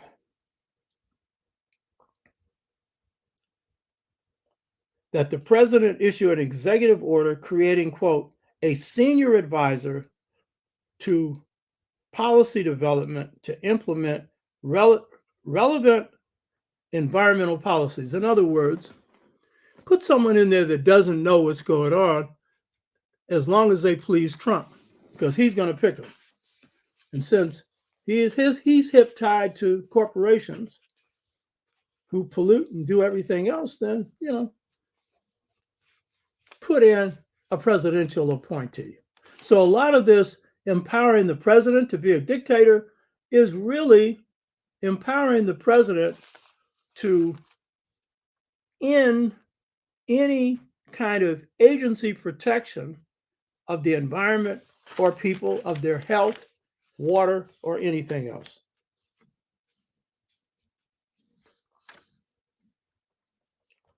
Listen to this. Project 2025 proposes that the president issue an executive order eliminating the interagency working group that deals with the social cost of carbon. So what they're doing is they're hitting each area that could protect you on the environment. Carbon is the major polluter. So what you want to do is, according to this proposal, eliminate that. The fentanyl crisis. Now you see, nothing shows up on this when it's hitting us, when the drugs are hitting us. You know what I mean? You just throw them in jail. And then just recently they tried to equalize the powder and crack cocaine and stuff like this. But fentanyl is killing a lot of white people. Now, why is it killing them? That's the real question. Because people are in such despair in this country, living on the ground, literally, having nothing, that they're going to drugs. And some of the big corporations that are producing these drugs are being allowed to, even though it's killing people, right? Because they're too big to fail. That means they're big enough to buy off everybody. And so what this is proposing under the Heritage Foundation is that instead of having a career expert that's running the fentanyl crisis, the drug crisis, put in a Trump appointee. Someone that doesn't know what the holy hell is happening.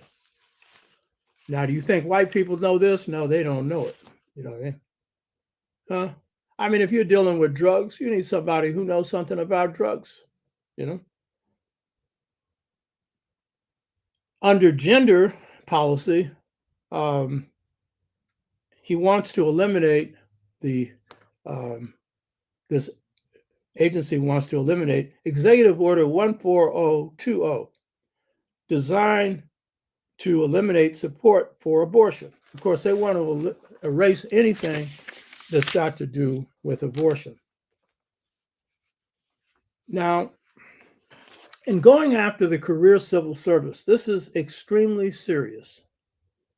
They go back and deal with how it was created in 1883 and then carried further under the New Deal. And they are all out to wipe out the New Deal, whatever's left of it. And so they want to eliminate merit as a basis for this bureaucracy. And they put this under, see, this has been a popular statement of Trump, draining the swamp.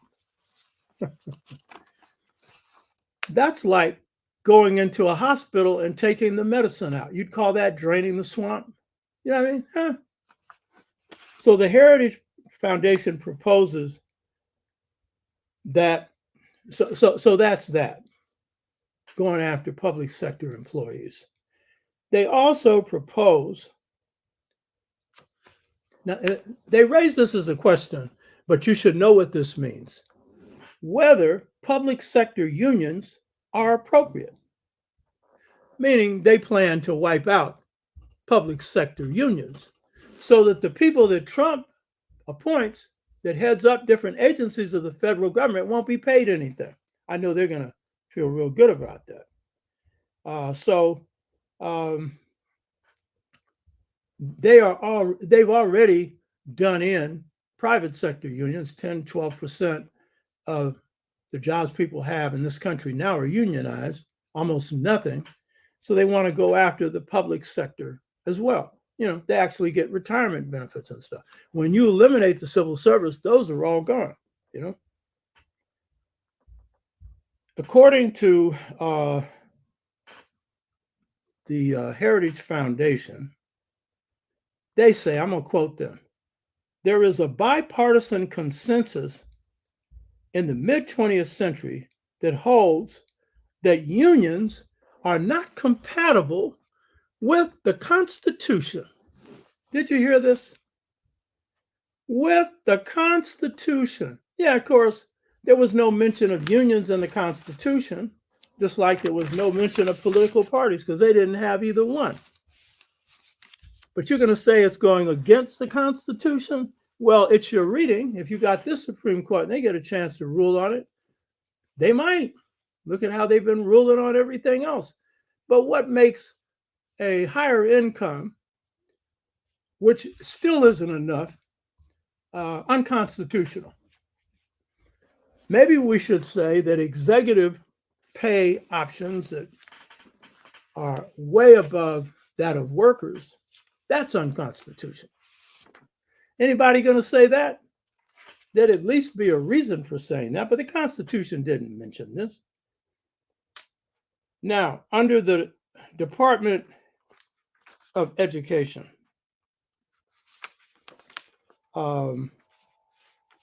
this is another thing.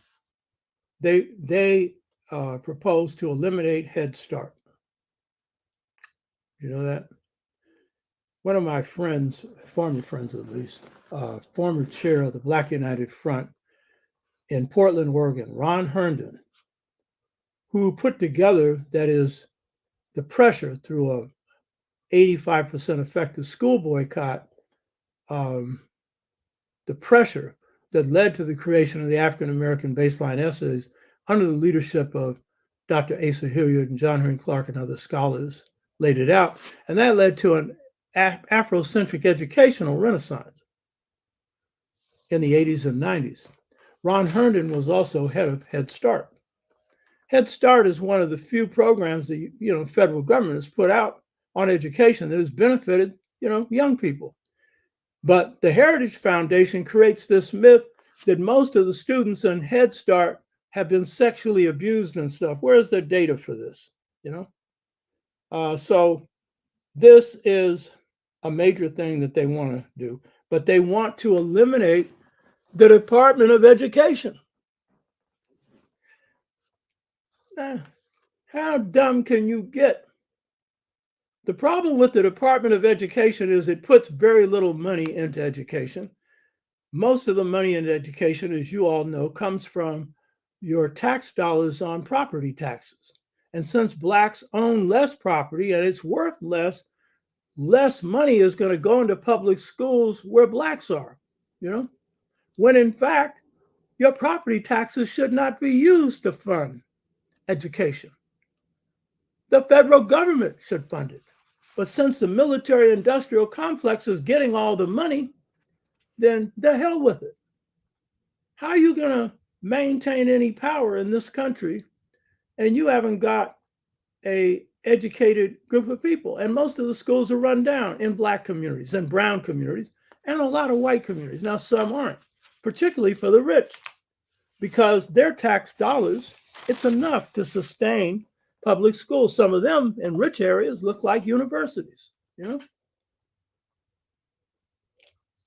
Eliminate the Department of Education. The Republicans have been calling for this for a long time. I guess they want to create a Department of Miseducation, which is what they basically have right now. When they talk about the Department of Energy, which is their major concern, they talk about they want energy dominance and scientific dominance. Now, they're eliminating the Department of Education, so how are they going to have any scientific dominance? And so they claim what they want to do is create more jobs for people.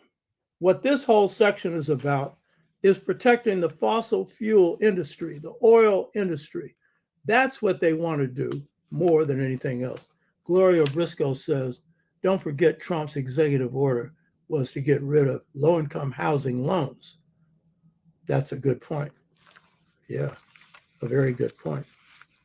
So what they want to do is protect the industries that are polluting the environment and weaken substantially the executive units that police the environment so that these fossil fuel industries can go mad.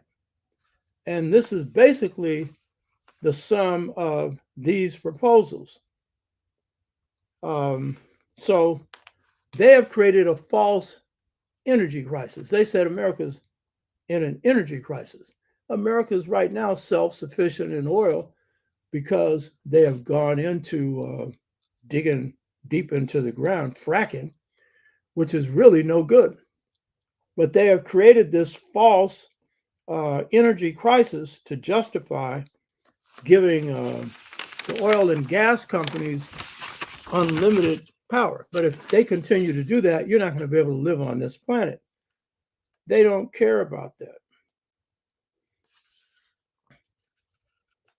They claim that their major concern is to make America competitive against China.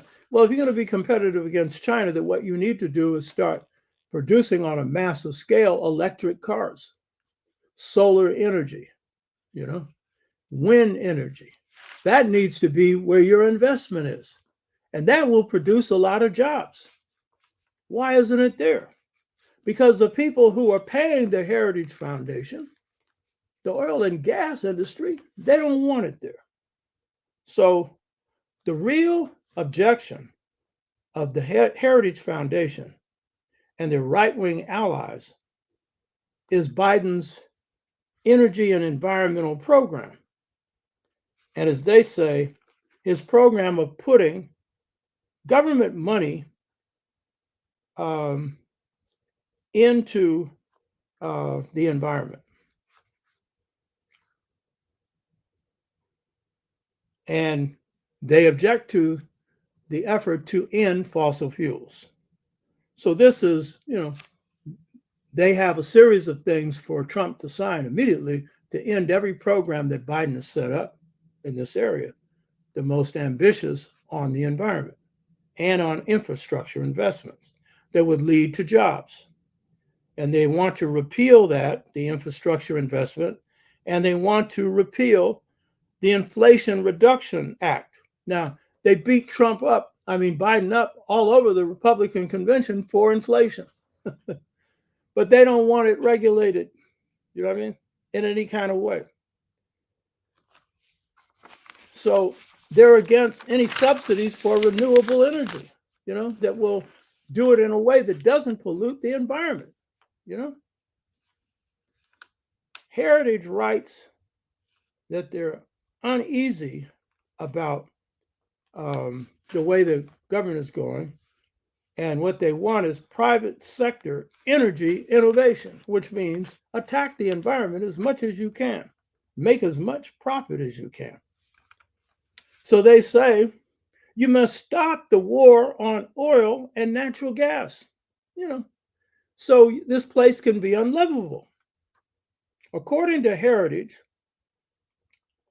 there should be an economic regulator, not a climate regulator. And since regulation means let them do whatever they want to do, there ain't going to be any regulation or nothing. Now, this is one that you could just see the hearts of these right wingers just beating real fast. Increase the nuclear arsenal.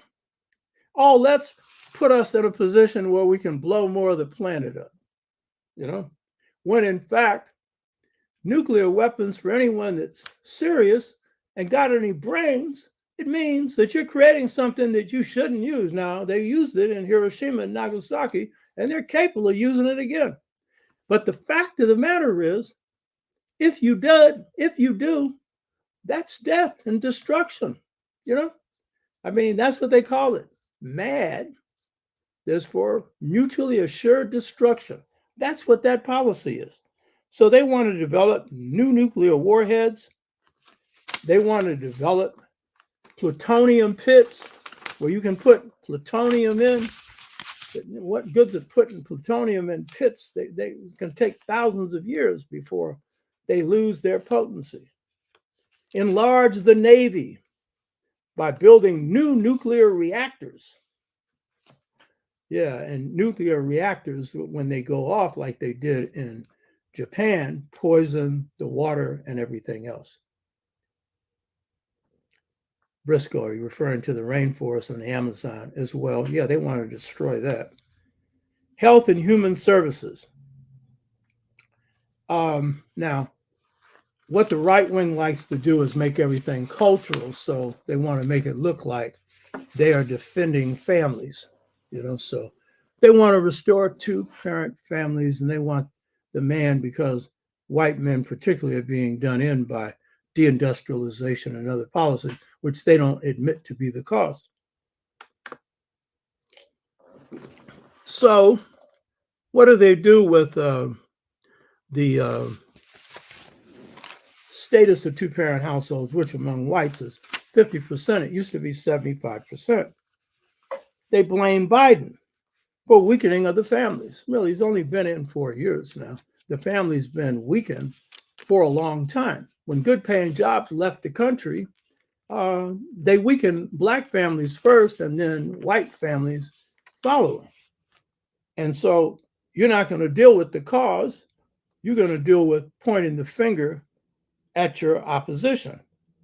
And then they're going to bring in the LGBT issues and mix them in here to make it look like this is weakening families when people had their own sexual choices. So they claim to be supporting two-parent households, but they haven't got a single proposal for doing anything to strengthen families. Comic Kazar, Department of Indoctrination, disguised as education since its inception. They have never been interested in educating the oppressed. True. So these are just some of them. But essentially what this is about, in a time in which whites are a minority, in which this country is in decline as a global power, in which Europe itself has fallen as a power, They want to resurrect the elite to give them control to, increase their wealth and their power. They don't have any real programs here for improving the well-being of the mass of the people, white, black, brown, red, or yellow. This is really a program to further weaken America,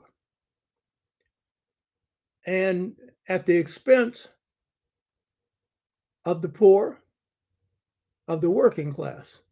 There's hardly any middle class left. So right now, you're seeing the Democrats in disarray. It appears that Biden is going to be forced out, and they're going to go to some model to try and pick someone that can replace him. And right now, Trump has got the edge. The truth is, as I pointed out before, the Democrats will get the majority of popular votes. But unless they can get a majority in swing states, that's where you can lose. States like Michigan, Pennsylvania, Georgia. And those shifted for the Democrats. And one of the reasons Biden's being probably going to be dumped, aside from some cognitive issues, is that they're fearful that he can't win these back. And in the case of Michigan, the issue around Gaza is key, because the Arabs are tanked on this thing for good reason. They're not going to support him unless the Democratic Party puts forward somebody who is anti these moves. Won't support them either, probably. So we're faced with that. But the key point here is, when it comes to Trump, Trump's strength is his weakness. Trump's strength is that he has a huge white base of support. He brought in 7 million more in the last election. That's his weakness, because right now you're seeing Trump at his maximum in terms of his potential to get support. That's his maximum. He is trying this fracturing strategy of getting a few black votes, few more percentage-wise, a few more Latino votes after insulting them to death and laying out policies where he says he's going to deport a lot of them. So that is designed so that he just gets enough to inch in, along with voter suppression that's been going on for quite a while. How do you beat him? You simply have to mobilize a base that's larger than his, and it's got to be particularly overwhelming in the swing states. Obama, his strategy was to always get the majority, and that's out to get, because the majority of the Democratic Party base has not been mobilized yet. And so when you get that base mobilized, then that's what can make the difference. In the case of the Republicans, they are pursuing some very smart strategies. And one of them is a strategy of Bannon's, which is precinct strategy. And he's been doing this on his talk show. He's in prison right now for 4 months. And what that is having people work the precincts, and on election day to control it in terms of intimidating people to vote. But prior to that, organizing at the precinct level. For us, block by block organization, we're the only movement, the San Francisco Black Freedom and Black Power movement, that organized block by block. The Panthers were advised to do this. And when James Foreman came back from Guinea, he recommended the 10-10 system, which was the block system of Guinea.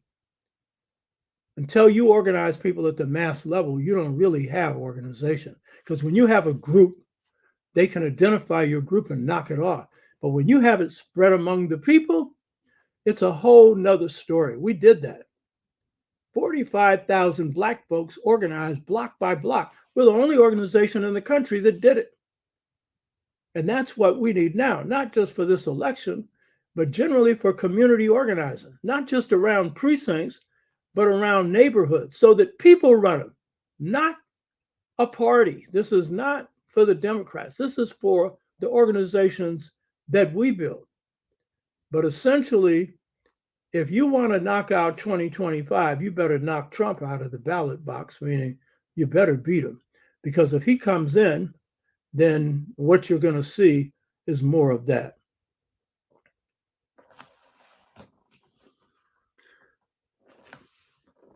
Daniel Price can't really do much mobilizing when he's going to use the military to quell unrest. Bull! See, you need to get your butt into some kind of organization and organize. Was he able, when he was president, to stop us organizing before? No. And this is the best way to fight that. If he tries it again, y'all get paralyzed through this paralysis of analysis. I'm giving you some facts so you can use them. And some of you, like Gloria Briscoe, is probably better informed on this than me. But the fact of the matter is, that's almighty whitey syndrome. They can do this. Yeah, well, what can you do? What can you do? You got power, baby. Use it. The first power is to free your mind, to free your behind. But the other is get into some organization that will empower us as a people. Get involved in it at the local level. If you got some kind of national organization you want to get into that's doing good for Black people, and if you don't, build one of your own.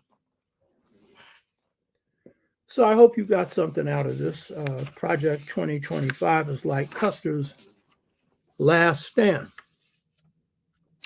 This is white people's last stand. They are pulling out every measure, the Supreme Court and strengthening the president. That's designed to strengthen reactionary white people. You know what I mean? Every move that's being made, weaken our vote, anything else. Reduce the number of Latinos in this country. Well, that's like trying to stop the tide of the ocean.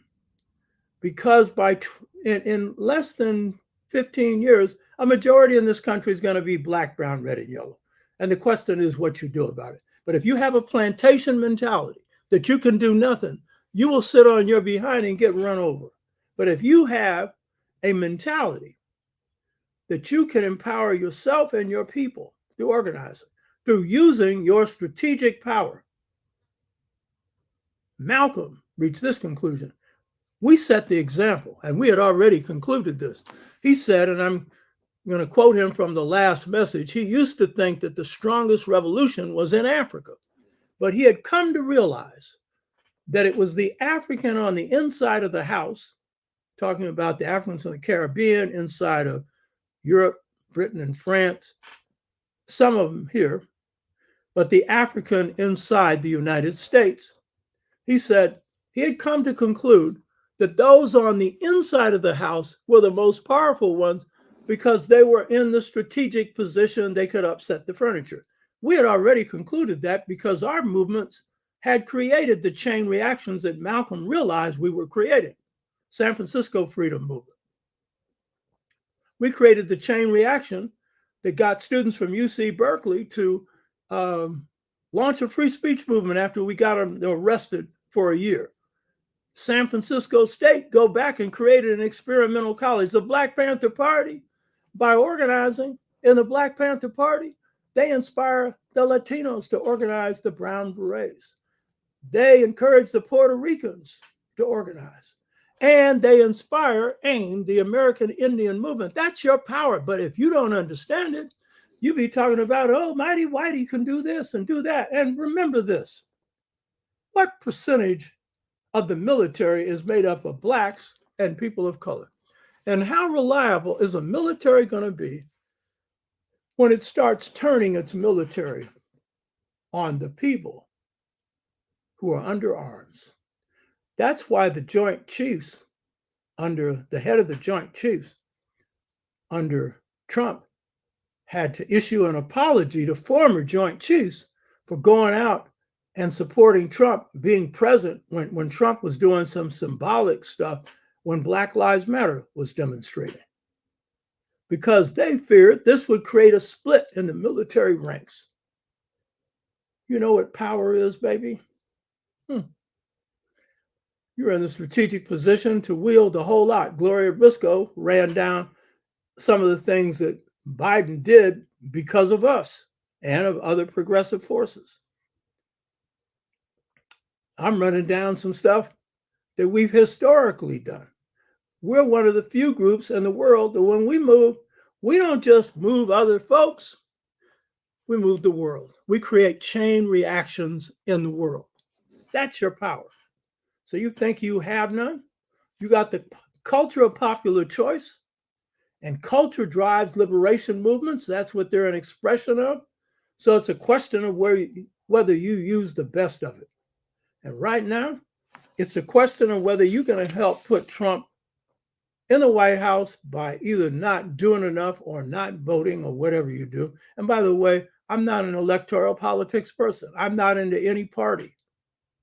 I'm just into power, just power, strategic power. And so you got a choice. You're going to roll up your sleeves and do something and give Trump a choice of the White House or the doghouse or the jailhouse or whatever, or you're just going to wring your hands and talk about something else other than the topic right now. Right now, this is a turning point election. I'm not saying it because Democrats have been saying it. I'm saying it because fascism is around the corner.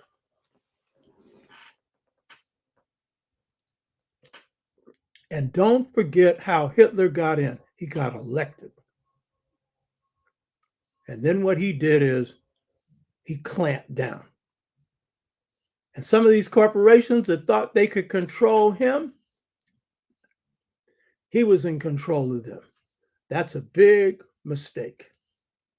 Big mistake. So I hope you got something out of this. Hotep. Let's go to some comments people are making.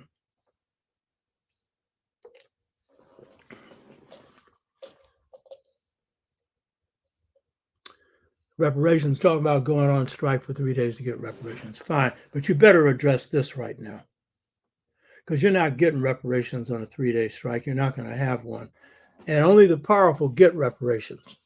You know, Jews only got it because the Germans lost World War II. America could impose its power on Germany. So they got some reparations.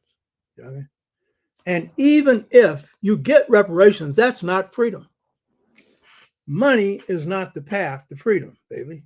The Jews had enough in Germany that they should have been fine. When they rounded them up and stuck them in concentration camps, they're pulling the gold out of their teeth before they, gassed them. I'm not against reparations. We need it, but that's your long-range objective, and you need some objectives right now. And one of them is defeating Trump. Question here. How many all-averted people revolution? How many all-averted revolutionary party? And I am doing something for African people because it's time for us to get free. The house is burning, and it's a hard job to make sure of it. The All-African People's Revolutionary Party doing good work. And that's one of the groups you can join,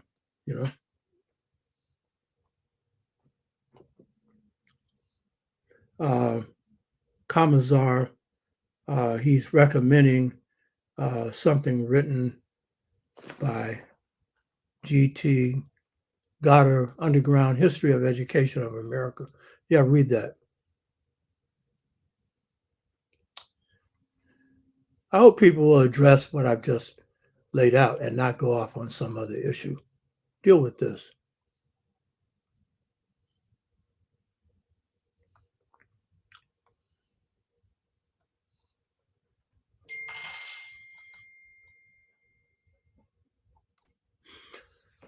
Kamazar, Gloria Briscoe, weapon, way BC. It is a process that forms the earth.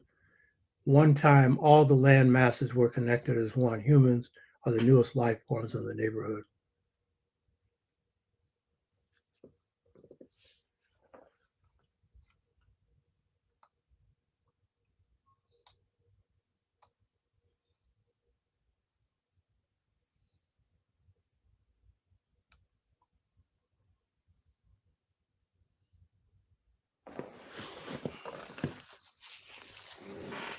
I don't know what this is.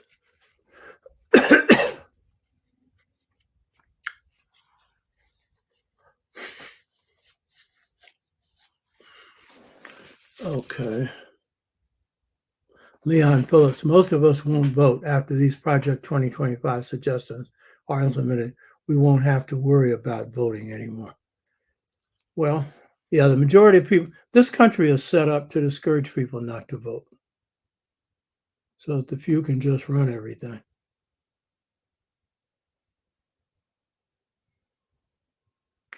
Leon Phillips is talking about the fall of America and we'll be in it. Well, it depends. It depends on how it falls. Depends on what you mean by fall. Gloria Briscoe, Trump said the next RNC will be held in Venezuela. The Confederates did flee to Brazil.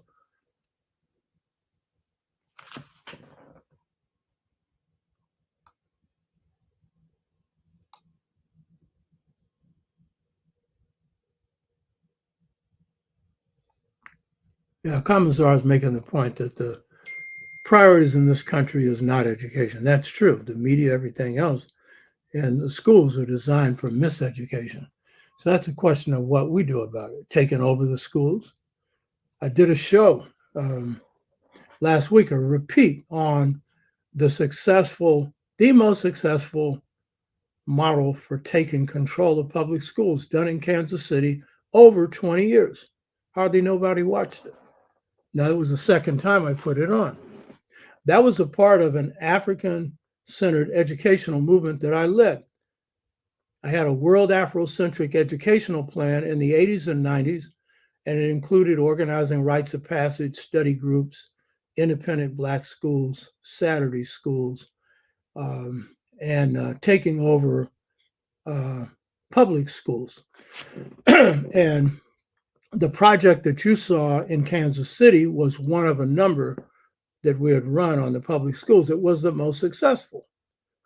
And most didn't get it. I'm putting out a model. They had one person on the Board of Education for over 20 years.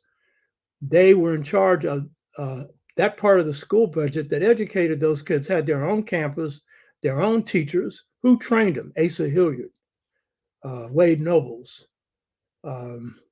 Leonard Jeffries, James Smalls, and others. I mean, one person on the board who was conscious knew how to form alliances and coalitions and to do that. So what could happen if you have a majority on the board and they're conscious and know how to maneuver? Huh? What could happen? People didn't get it. Also gave you the best Saturday school or after school program in the United States and probably in the world, the W.B. Du Bois Learning Center. I don't know if they covered that because it was a shorter coverage, 2 hours. Probably got part of it last week, but if you go back to the original one, you'll see the whole thing. Leon Dixon, he's laid out a book on how to do this. The Future in Our Hands. W.B. Du Bois Learning Center, a school that's operated now for over 50 years. Hundreds of kids every year, giving them high-powered education, scoring well above what the school system is doing in the state, but raising the consciousness of their students. One of the teachers is a former student of mine. I've had her on the show a couple of times, Kuji Chagalia, who's a member of the All African People's Revolutionary Party. She went and taught in that school system for 3 or 4 years. You understand? And people are talking about, this ain't it. Yeah, you don't know what power is. Multiply that and you'd be running your own schools in your own cities. And that means controlling a huge budget, you know.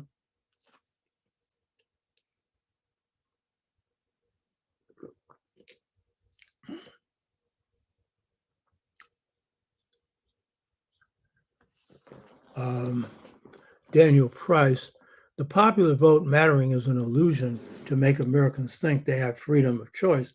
Donald lost the popular vote in 2016, but the Electoral College put him in anyway. Look up Schedule F. Yeah, true. So the question is, what do you do in those swing states? The problem is the structure of the country around the electoral college. That's the problem. And so it's structured to favor these small white communities. And so that's what you've got to win. Biden got in because he won those the last time, with black help in certain areas.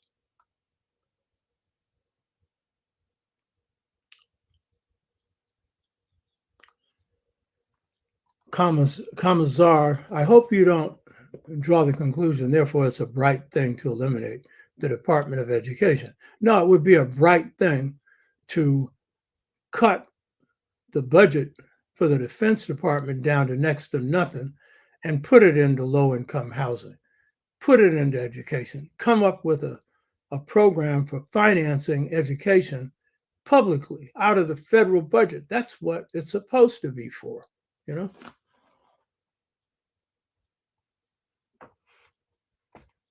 And then we have to fight to see that we get the right content in that education.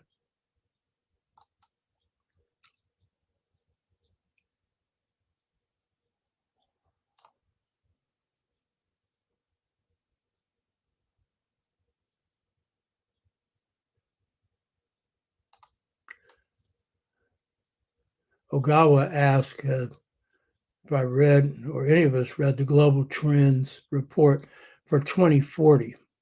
No, I haven't. I'll check it out.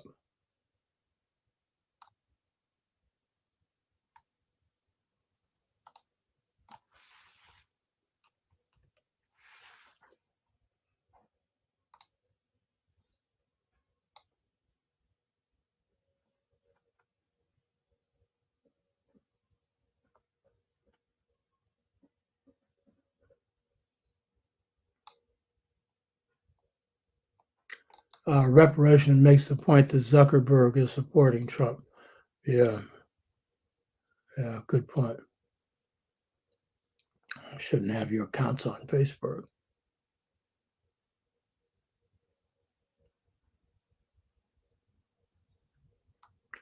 Ron has a cite of a good book, The Anglo-American Establishment, Tragedy and Hope, A History of the World in Our Time book by Carol Quigley. People should read that.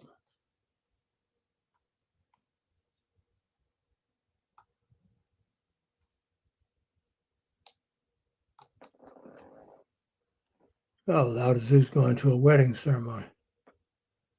He says, my wedding ceremony, if you're getting married, congratulations, brother.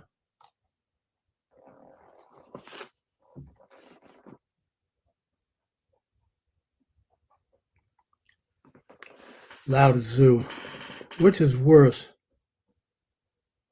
End of humanity through nuclear war, the path of Biden, or Project 2025 implementation by Trump, who lacks leadership skills?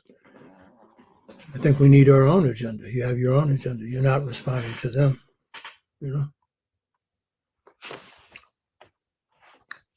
And that means for now and the future.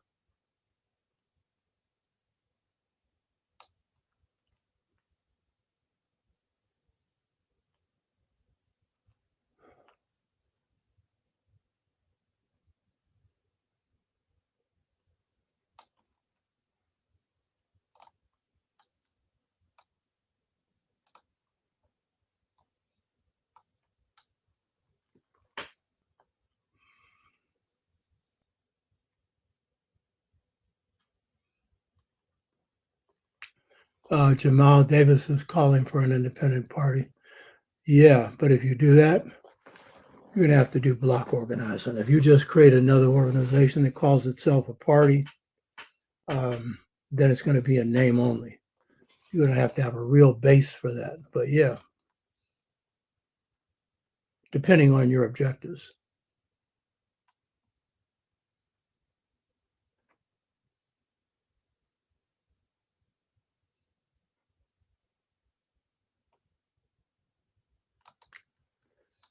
Jackie Johnson, Project 2025 defunds hundreds of thousands of education jobs neocons and neoliberals would like to be working.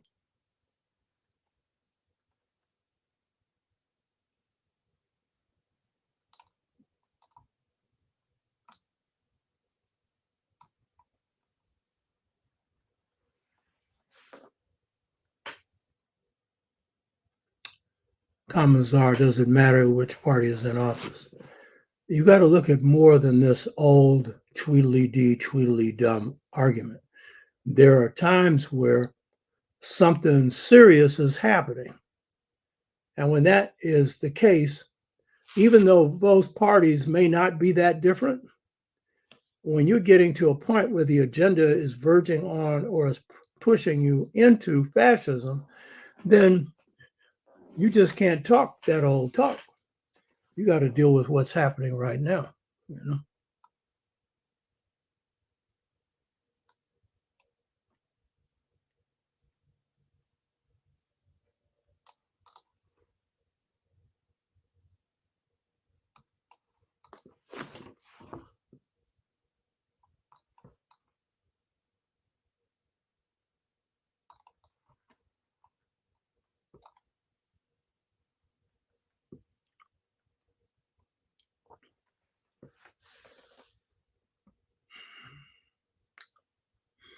A lot of talk here about reparations.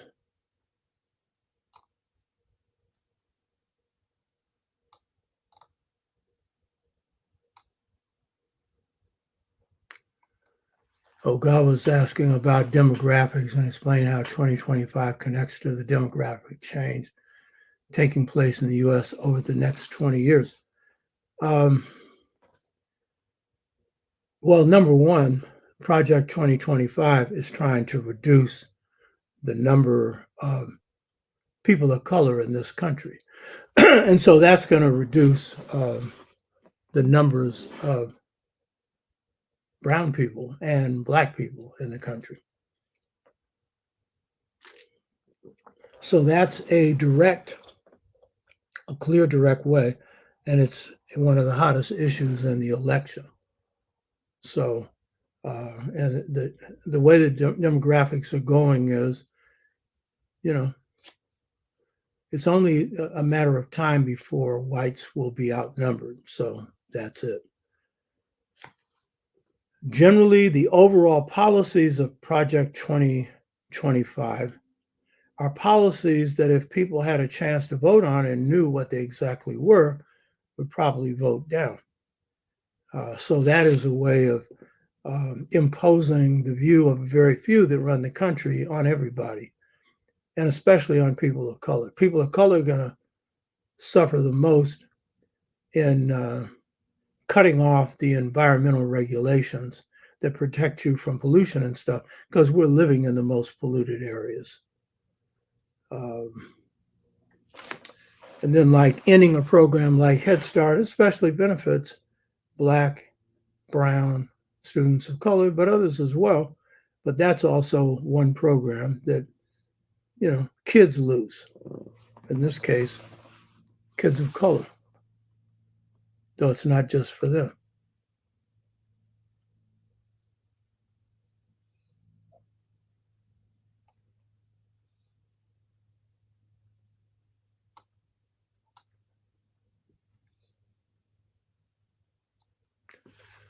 When speaking to Black folks about fascism, said we relate it to the Jim Crow era. Yeah, but you should relate it to what's going on right now and explain how this infringes on what's happening right now, because under the strict Jim Crow level, you couldn't vote. So some of us can vote. They're trying to restrict it, but a lot of us can vote. So you can vote. So how do you call this fascism when you can still vote, right? And so you've got to be able to explain that. How is it that a chief executive can just order just about anything they want to do? Doesn't matter how you vote in that case.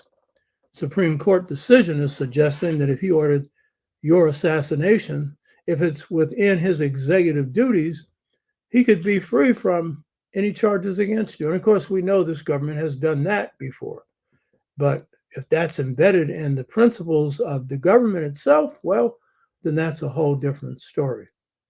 So you can give an example of what it used to be, but you need to do right now. And so take the implications of Project 2025 and apply it to right now, to people's lives right now.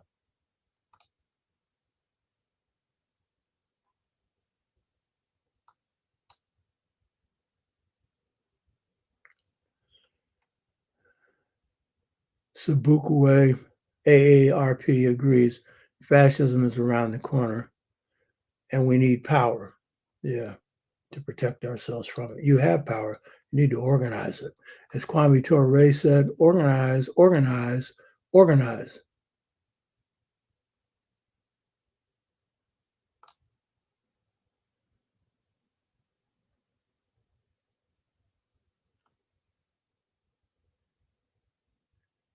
Okay, let's see if there's anything else. I think we're just about wrapped up here.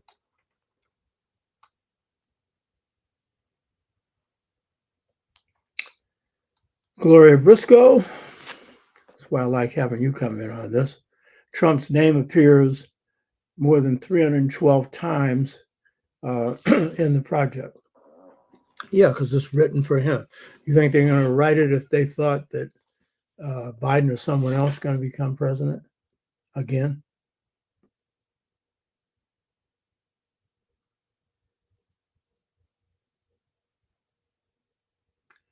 Reparations, talking about the burning of Black Wall Street and our rights for reparations. James Moten, I want my daddy's records. I want my reparations. Indemnity is relevant for every other demographic than the African descendants of the slave trade. Yeah, I agree. Of course, there's some Mexicans who could say they want some reparations for a good part of this country taken from them, you know. And Native Americans definitely for genocide, but yeah, no question about it. But at the same time, we got to be dealing with building power to empower our people overall. And in this particular case, to dump this initiative. Okay, that's it. I hope you got something out of that. Hotep. Don't forget, next Saturday, we'll be playing the memorial for Dr. Nathan Hare. They will be recorded the day before. Hotep.